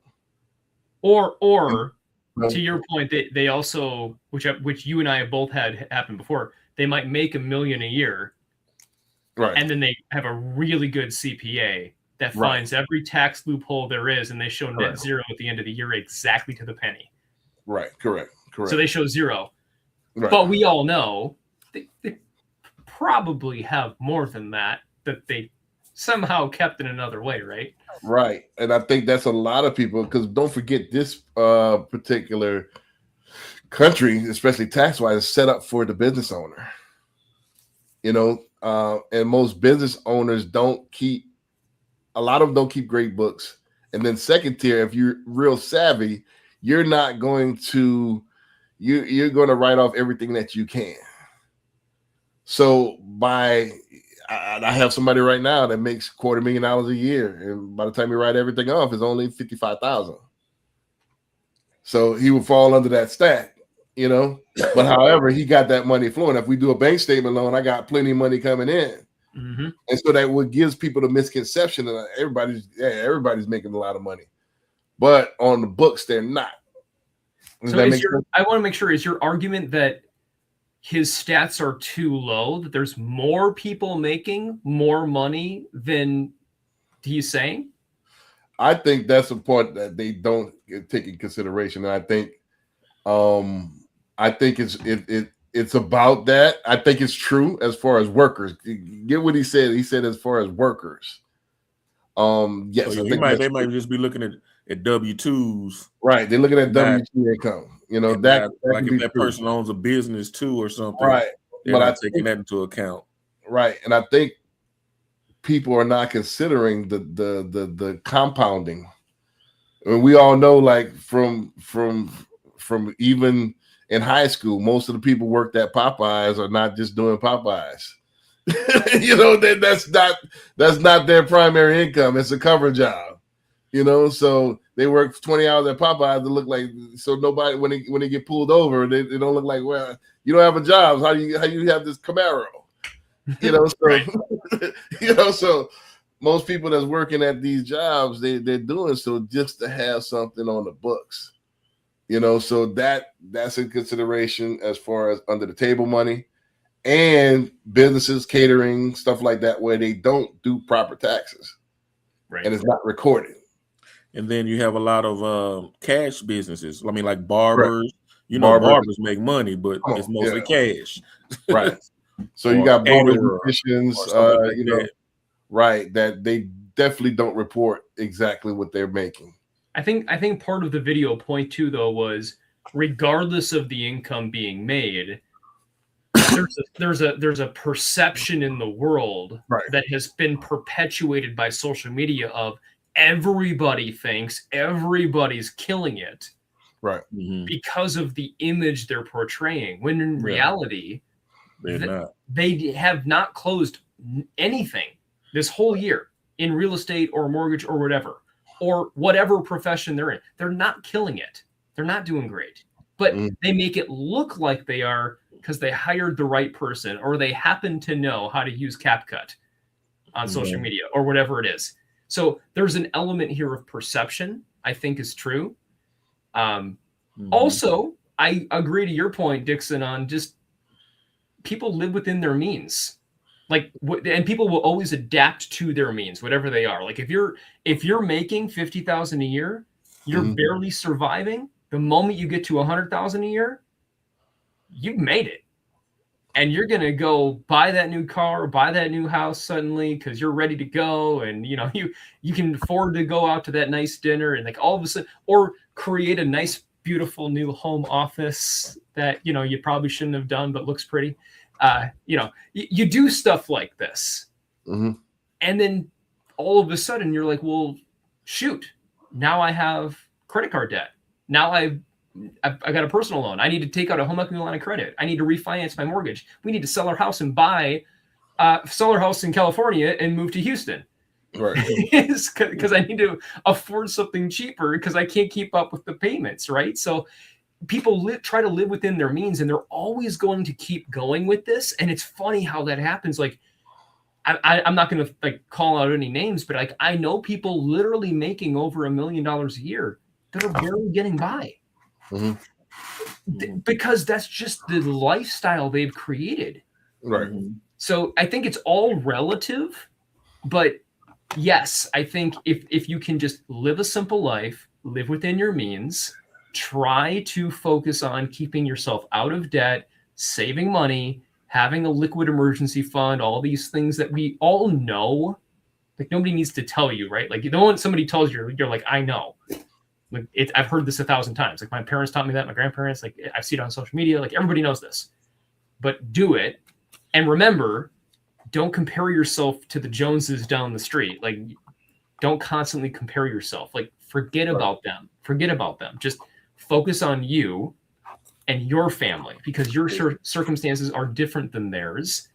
And if they do have all that stuff down the street and they're in the same neighborhood, They probably going through the same thing. they're probably going through the same thing. Exactly. Or far worse than you. Putting on a facade. I think before Dunbar get in there, I think the older you get, the more that your frontal lobe or your brain develops where you understand that. I realized that. Right. I realized that when I was talking to my daughter. This was like she was a teenager. This was over like 12 years ago. Yeah, my daughter's almost 30 years old. I'm getting up there. So, but I was talking. I think she was 15 or so. And she was talking about something that happened embarrassing in class or something like that. I'm like, most people they're not going to notice anything, and if they do, they're going to forget it by tomorrow. They're so wrapped up in what they got, they don't have time to pay attention to you, and they're not going to. And if they're paying that much attention, that's actually a good thing because they're actually enamored. I mean, they're flattered. I mean, not flattered, but they're infatuated with you, if they're paying that much attention. So that says something about them, not you, So, and she was like, wow, I never thought about it that way. And I'm saying that to say this is that high school mind where you think people are looking at you that way, I gotta actually do this. I gotta do this. I gotta do that. They're not. Nobody cares. And you think you got to get all this stuff to keep up. You don't, because nobody's really paying attention. Yep. But you don't realize that till you like 30, 40, like, damn, why I didn't realize this. Like, damn, why I get this 45? Why I get this big ass house, man? Like, I don't have company over like that. Nobody's looking at it. Who cares about it? Why am I getting all this stupid stuff? Nobody cares. And it doesn't dawn on you till later in life that nobody's paying more attention to you than yourself. Yep. I know a lot of really successful realtors, by the way, right now, especially, that might have even gotten into the investing space. And they're like, you know what? I'm getting rid of some of my houses. I'm going to cash out some of these things. I'm going to make myself whole, pay off some debt, simplify my life. Like, I respect that. I get it. Like everyone's got a different game they're playing. Some are at a higher level, but whatever level you're playing at, keep your life simple. Focus on what you need to do to make sure you're financially taken care of day by day. And if you don't know what to do, get a plan to get yourself into a good financial position.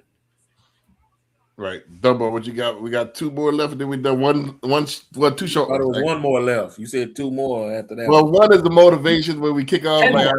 Yeah. So one is a regular skit. I mean, one is a regular, one is a motivation to go into next week. So it's like 1.5. Yeah, I think that it's highly unlikely these days that you have one stream of income and you are able to make $100K or feel a little bit comfortable.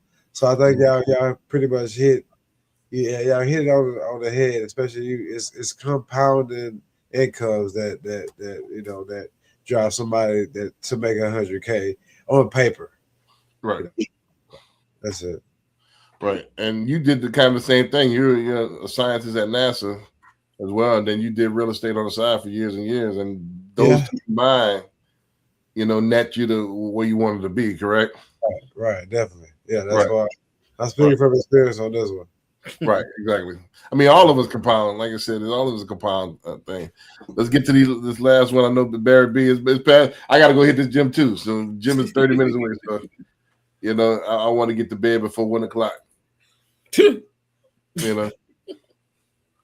So I'm going to hit the gym for an hour. I can't believe you're going to do that, but I love it. I have a lot of money. I used to invest in these areas that were really not well off. And you kind of see this pattern with like the language of the poor. People who are never able to own houses, like people who have struggled paying rent, this is their language, the language that they speak.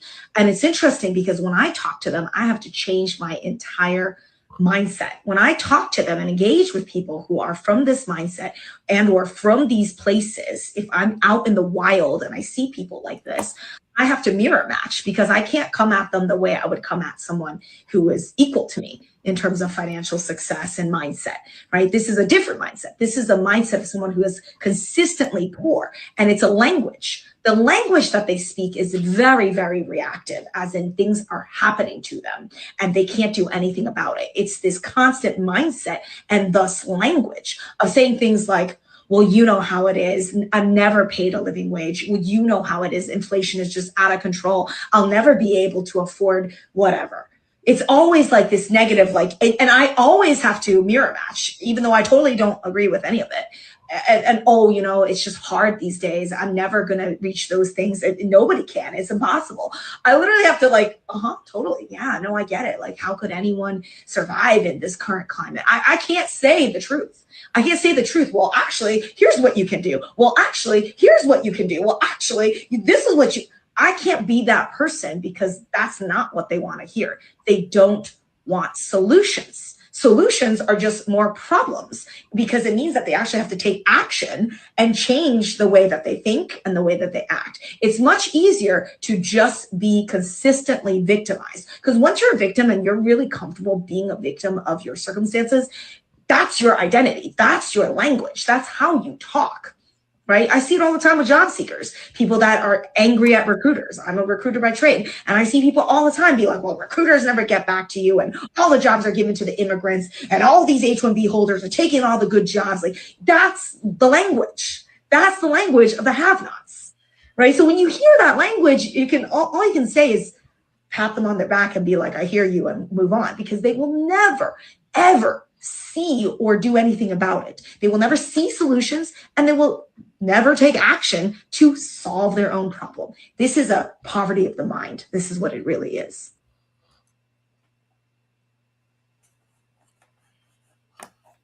This is deep. So for time's sake, you know, I don't want to go too deep with it, but this is a deep this is a deep subject. This could be a whole podcast within itself. We should have Dunbar go first because he's been always last. Right. So Dunbar, go ahead first. Go first on that. Yeah. Yes. Or Barry, and then come back. It's fine. No, it's totally fine. So I maybe 2 or 3 weeks ago, maybe a month ago, we were talking about.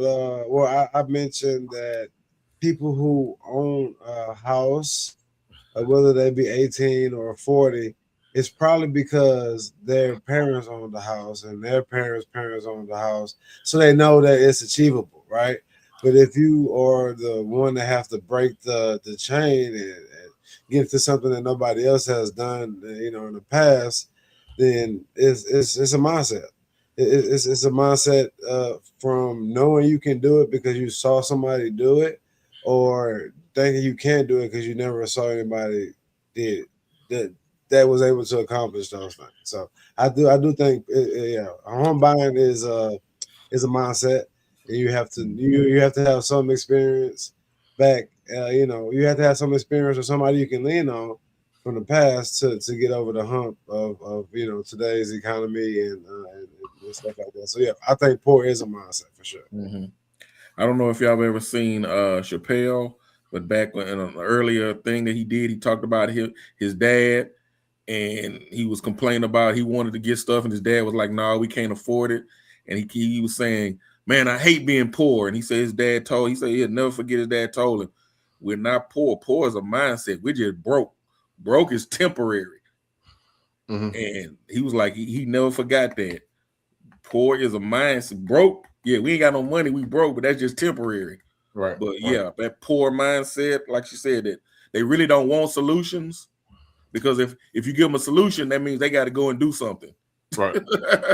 Right. It's victim mentality. Mm-hmm. That's I think what we call it, victim mentality. You automatically, I'm the victim. I'm hurting. This is my problem, and this is why, and this person did this to me, and this one did this to me, and there's always some excuse. And I think we all can play this potentially in our lives, but But if you're constantly in that space of, I am in this situation because of XYZ and there's no way out, and you're justifying and telling yourself this on repeat all the time, it makes it a lot harder to get out of that or break free from that mental mindset. So having that thought process of, no, I can change this. I don't have to stay here. I can go do something completely different over here and change it.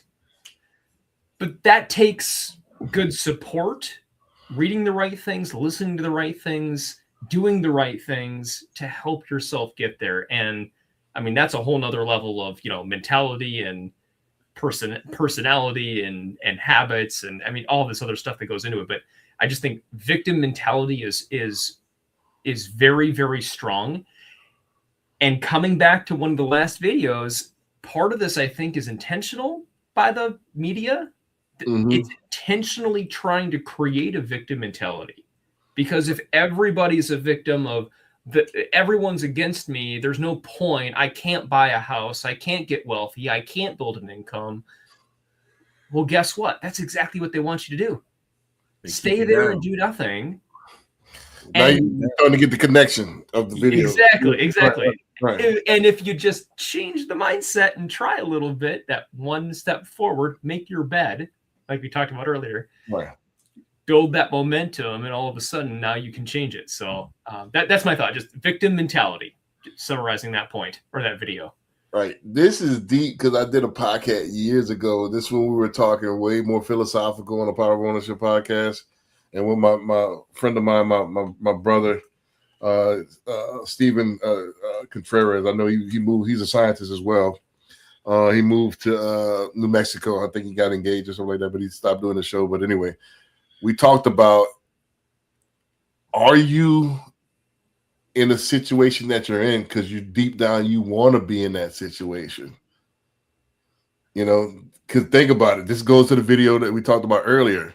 Your habits dictate who you are. Your values dictate where your circumstance is. Is it that you like losing more than you like winning? You really got to answer that, because winning requires X, Y, Z, and you really don't want to do that. You really want to do this, and this what comes with this. And your cope is happening to me. Not because it's happening because of me. You see? Can I share? I'm also guilty of this, and I'm going to bet every one of us here are too, to an extent of, we think to ourselves, I want to make more. Why isn't this working? And then, but did I make, to your point earlier, Dixon, did I make 30 calls in that hour that I said I was going to make calls for? Mm-hmm. Did I schedule that one-to-one with that person? Did I go to that networking event? Did I do that open house? Did I put that video out there? Did I do the thing I said I was going to do? Well, if you didn't, then too bad. It's deeper than that. Do you want to be broke? Do you want to be poor? Do you want to be? Is it deep down? Does being poor and the excuse in the story, the language that she said, does that feel better than the victory? So you really got to ask yourself, hey, do I like losing? Because if you look at winners, look at some of the sports. I don't know if y'all seen that interview that they had Roy Jones Jr., they had Michael Jordan, they had Serena Williams, they had all these people on the panel. All of them had one thing in common. They said they hate losing. They're so competitive that they hate losing. So, but you're going to do, and I just put this on my social media, to be great, you have to be comfortable with doing the reps when nobody's around to clap. Right now, nobody's in the gym. Nobody's here where I can take selfies and do that. No. They are now. It's January 5th, so they're in there now. People in there now. Right. But my thing is, it's the dirty work. It's the repetition. It's the things that, like making your bed where it really don't matter. It's those activities that allow you to move the universe, that allows you to do things that you think you couldn't do. So that's the sum up what we were talking about this whole conversation, is that let's talk about ownership. Own yourself first. Then you can own a home. Then you can own your life. I can own my finances. And this is the power, but it starts with you. You got to own yourself first. All right. Really evaluate yourself. Do I really like poverty? Do I really like underachieving? Because it feels comfortable. I like doing this, but does this yield me the results that I want? And if it doesn't, then you really got to get yourself up and do the activities that do yield the output that you want. Exactly. Can I also just comment? Right. You don't have to be Michael Jordan. Right. If you're college level or above, that's still cool, right? Like you still have to work really, really hard to get into any of these levels. You don't have to be Michael Jordan. You don't have to be the best, but you also don't have to sit completely in the top row nosebleed audience section, doing absolutely nothing either. Or on the couch, or on the at couch. the job, in the Not even cubicle. going to the game. Right. Yeah. Or still in the bed. Didn't even show up. So show up, do something. You don't have to, because in my mind, I'm such a perfectionist. I got to be Michael Jordan, and I beat myself up if I'm not. So you don't have to be. I tell myself this every day. You don't have to be that level. You can just do well and move forward each day with those goals. Right. So this to sum it up on what I was saying is that start that new business in 2026. Start that side venture. Open that online store that you were going to open that business. Do what you got to do to yield what you need to yield. It's the new year, new me. It's the perfect way to start off the New Year show. Is that, to sum it up, things are not getting any cheaper. And we all if agree with that. If you're gonna do that, right, call your really good mortgage advisor, and if you don't have one, get one to talk through what you're thinking of doing, so that we can get ahead of this. Right. So that we can get you into that house, get you out of renting, all that stuff too that we talked about earlier. Right. So whatever you need to do it this year. And then do it consistently, So because what happens is it's not going to change. Inflation is there's no such. How many in history where was there ever deflation? Besides right before a country was about to go bankrupt. Well, housing. I don't know if you guys know this. Housing wise, since they've been tracking it, we could do this in another video where I could actually pull up the stat probably. But in housing, of the last 87 years or something like that, they've been tracking it. Right. There have been 5 years, 5 out of the 87, 88 years they've been tracking it, that it didn't go up. Right. And of those 5, 3 of them were flat, 2 went down. And they were only during the Great Recession where there was no regulation. The banks got away from everything, and then they quickly fixed it to the point where now there's so much regulation, we're trying to deregulate that. So again, 5 years, I think, is what it is. Out of the entire history they've been tracking it, it has not gone up. So of all, if you could bet on anything in the entire world for increase in inflation, housing's probably your best, safest bet across the entire world of investing. Right. And that's why it's a good investment, because most likely it's going to go up. Everybody needs somewhere to stay. By the way, that stat came from Barry Habib at MBS Highway, which I think you said isn't that the next video? No, it's not. This is. I thought you commented that was one of the videos tonight. This is Sarah Papa's is the last video. Oh, never mind. Okay, never mind. But if you're listening to this and you're watching, Barry Habib is amazing. Look him up online. He's an incredible person to follow. But yeah, you could best bet that it's going to go up. So those that's listening to the media, that's sitting there waiting on some kind of way where houses go down, or you waiting for this $30,000 house to pop up that somebody can't pay the bill, it's not going to happen. Barry, I promise this is the last one. This is our last our motivational last little half video. It's funny. I'm staying up. You're going to the gym, Dixon. Barry's Right. going to bed. Well, We already did. I'm back to my old schedule now. I'm back to the busy bee. I'll be up at 5 in the morning. 2026. I took my years off, so I'm back at it. I'm back at it this year. First sign, they hate rules, love pushing against the boundaries, and they love asking questions and challenging the status quo. Average people are good at following rules and giving assignments and executing them. Sign 2, really successful people take action quick. The most successful entrepreneurs I've ever met are the quickest to get back to me in messages. And sign number 3, someone's going to be successful, is nothing's ever good enough. Always asking what's next, can they improve, and how can they get better? 3 signs, someone's going to be successful. First sign, they hate rules, love pushing the boundaries, and they love asking questions and challenging the status quo. Average people are good at following rules and giving assignments and executing them. Sign 2, really successful people take action quick. The most successful entrepreneurs I've ever met are the quickest to get back to me in messages. And sign number 3, someone's going to be successful, is nothing's ever good enough. Always asking what's next, can they improve, and how can they get better? 3 signs, someone's going to be successful. First sign, they hate rules. All right, so I'll go last on this, and whoever want to go first. Please, one of you guys go first. I love this video for what it's worth. Yeah, I like that. Take action. I don't know if you ever heard of John Hope Bryant. He talks something about this, like, rich people or wealthy people, they talk about ideas, and like she said, what's the next thing? People that don't have money like talk about other people. Right. Talk about things. They talk about things. People and things. Always trying to get better. Right. Talk about ideas and take action. That's going back to do something when we talked about earlier. Do something. Right. Yeah. I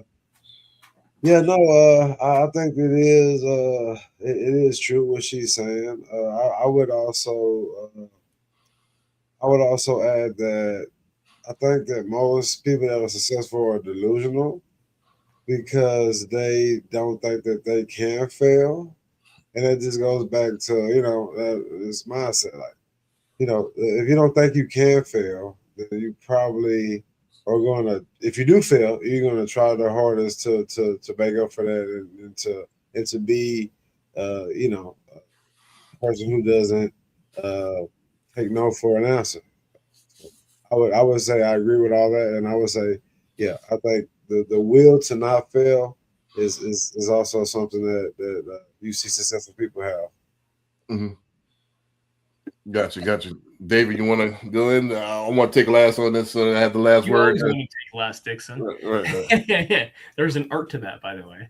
Right. So I think 1 and 3 are the same, right? It's basically just simply saying the same thing of people that are going to be successful are going to push the norm. They're going to challenge expectations. They're going to always be looking outside of the box. They're not stuck in the box. They're looking outside of it. So funny enough, what she's describing here, like, I'm literally like, I want to find her and hug her and be like, thank you for sharing this. This is exactly me. Because this is like right now, as an example, at our company, I had a meeting last week with one of our C-level executives, and I have a meeting here coming up this week that he asked me, please, can we keep having these meetings? Because there's so many little things that no one's ever brought to anybody's attention that they don't even realize could be remedied to make things easier for people that no one's ever thought of. And in my mind, I'm thinking, well, let's challenge this. We're doing it this way. We've done it this way for how long, but why are we doing it this way? What if we did it this way and that talked to this and this did this and this did that? And if we did it this way, then that would save an hour per week for every loan originator at our company by taking this away from them. What would 3,500 hours a week look like for the company? Because that's how many LOs we have. 1 hour a week given back. What would that look like is how I challenge this. Given back to them. look like for production for the company? Mm-hmm. And he's like, dude, you're totally like, let's keep going. So like we're actually, I brought my whole team into this. Like we're building this out and I'm challenging this. And funny thing is, I don't get paid a single dime on this thing, but I love this stuff. Mm-hmm. I love being able to do this because not only does it help me, but I know it's going to help everybody here at my company, including you, Dixon, that is tied to my company as well. We all are going to benefit. There's so many benefits. And most importantly, this trickles down to the client. The family is going to save money and we're going to help them more because of the solutions created. So in this video about efficiencies, creating efficiencies, mm-hmm. How do you recognize a good, exactly, 3 signs you'll be successful? How do you recognize a good person that's going to help you be successful in your company? Look at those willing to challenge this, challenge the outside of the box thinking. And this sounds super simple, but I love her middle point. They message you back. Mm-hmm. Like that sounds like the stupidest, most simple thing in the world to me of you actually replied to the message. Right. And that tells me you're probably a good person that's going to be successful. Like, wait, that's par for the course right now? You reply to a message? That's a sign of being successful. But the sad reality is that is exactly what happens. Mm-hmm. All day long, I am talking to people of all different demographics, professionals and clients together. I'm going to argue, by the way, the professionals are the bigger problem. The clients reply. The professionals don't. Yeah, that's what I'm saying. So the professionals are the ones that we have to chase and be like, dude, go do your job. Reply to me. Talk to me. I'm trying to give you gold. I'm trying to help you here. And you won't reply. That's the kind of stuff we deal with on point 2 that she brought up. So I'm just like, okay, so do your job and reply, and don't just accept everything you're given, summing it down from 3 points to 2, and challenge it if it doesn't make sense. Like figure out solutions, talk about this, strategize together on like, well, that's an idea, but can we do it better over here? I just, this to me, this whole thing is just common sense, and I'm just like, wow, this is not frustrating. It's not common sense. I don't think if it was common sense, everybody would be successful. I know, exactly. Yeah, it's not common sense. And to piggyback your point, let's start with 2. Let me start with 2, and that's because that's so important, and that's like the making the bed. It's one of those activities that's going to be a key identifier in the type of person, especially in business. Dumbo, I promise you're going to want to hear this. You know what I'm saying? Not that you don't do it. And I'm not saying you do it. You know, you're responsive. But this is one of those key teaching moments. My mentor, Mattress Mac, who's almost a billionaire. He's probably a billionaire. I think if you Google him, he'll probably say 350 million, but he's really a billionaire. You know, probably off the book with his portfolio and stuff like that. I could call him right now, and he will answer the phone. Right now. I call him 3 a.m. He will answer the phone right then. You know, that's why I say 24/7. He is married to the business. He is the business. You know, and to your point, these professionals that want to, Trump works his own social media. You know, this is the president, and they got people that's barely closing 5 to 10 transactions. Now all of a sudden you're too good to answer your phone or to message people back. That's the signs of broke. That's the sign that this is more important.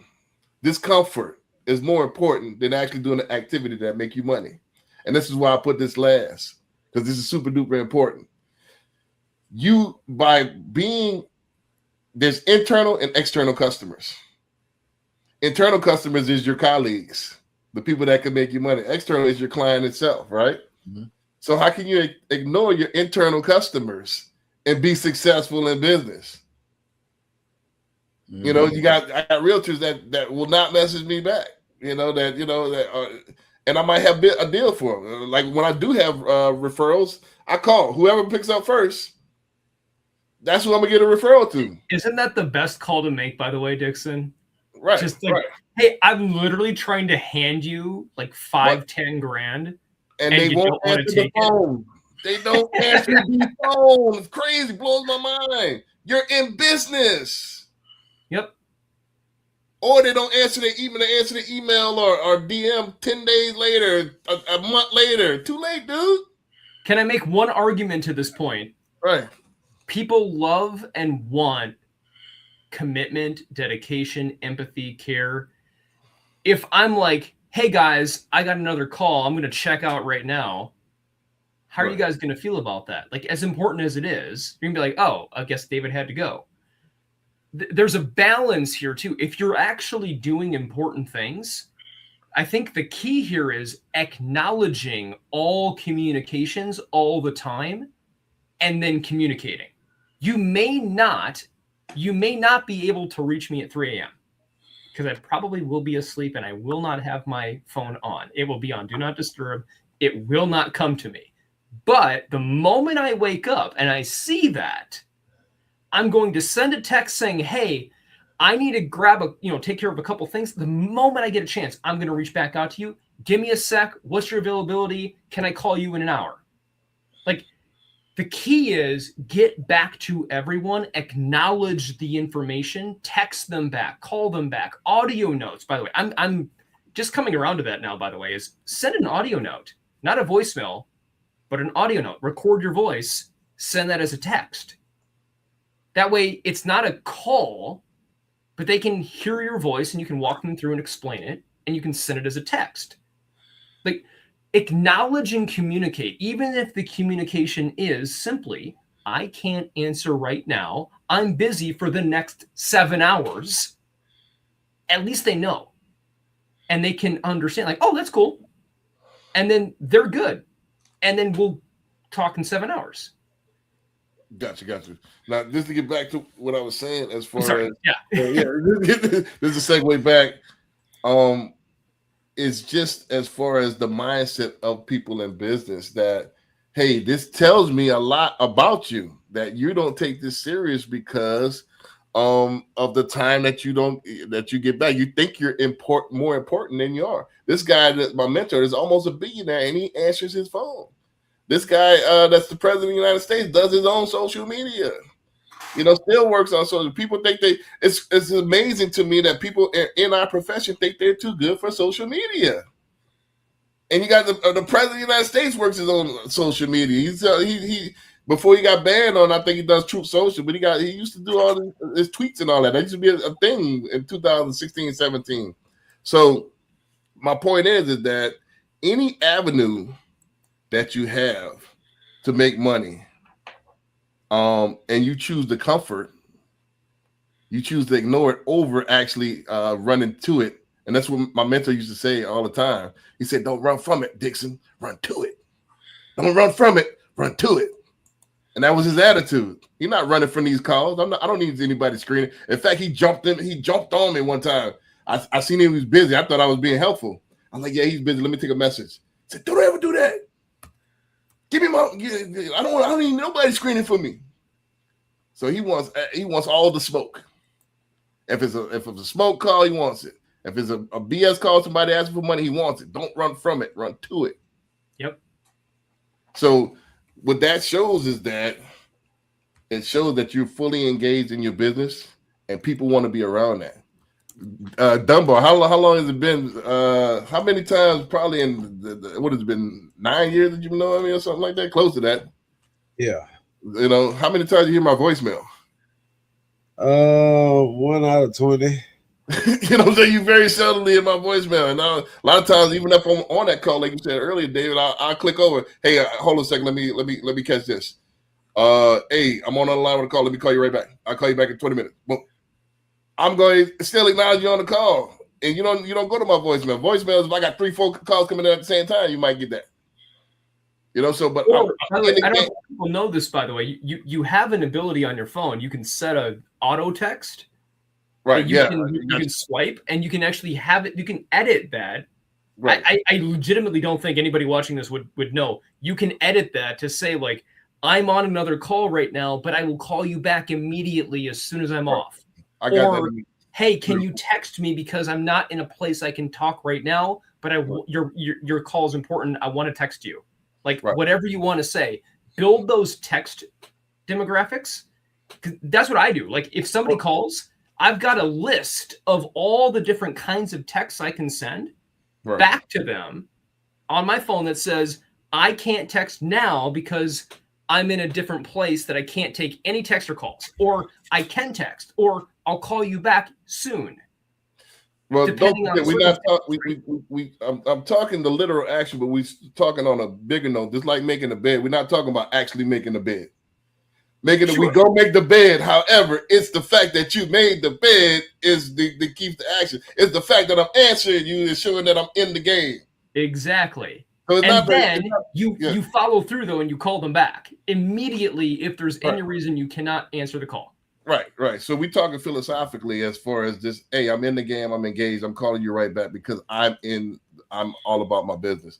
And then, like I said, just wrapping it up as far as because I know we kind of veered off a little bit. Just wrapping it up. The first two that you say, you can merge those together. Challenging the status quo as far as not taking what you're supposed to be doing as an answer, and then always trying to get better. That's what Mac always taught me is like I could sit here and just sit at the house and do what I've always done, but there's something inside of me that wants to get better and wants to. I still haven't made the President's Club and certain goals and stuff like that I want to hit, so I always try to get better, and that's not a common thing because most people, the average Joe, 51% or more, the average population, they looking for the next vacation. They want as least as possible. They want to be as comfortable as possible. They want the path of least resistance. Again, their values show otherwise. They say they want this, but they want another. And with that being said, we're gonna wrap it up for today. I know Barry, the mind's getting heavy. You got the 2 picks. You had a motivational video at the end, I thought, Dixon. That was it. Oh, that was the one. Okay, never mind. If that diatribe doesn't motivate you to take action, this whole thing about taking action and actually doing something and actually getting in the game and doing something, I don't know what will. You might be looking at the wrong podcast, because if that don't motivate you, nothing will. The little things are the big things. Agreed, 100%. Right. Always a pleasure with you guys. Good content today. Loved the back and forth, and I hope anybody watching took something away with this. Don't forget too, by the way, all of our information is here on our profiles. So if you want to take away, the websites, the handles, all of that, please follow us, share this on your social media pages, like us, follow us. We really want to try to make sure that this information masses here and can help more families in the process and go from there. Right. Stay on for 5 minutes, David, after the stream. I want to show you a couple of things in the absolutely. Please. Thank you. All right, fellas. All right, now. All right. Have a good night. All right.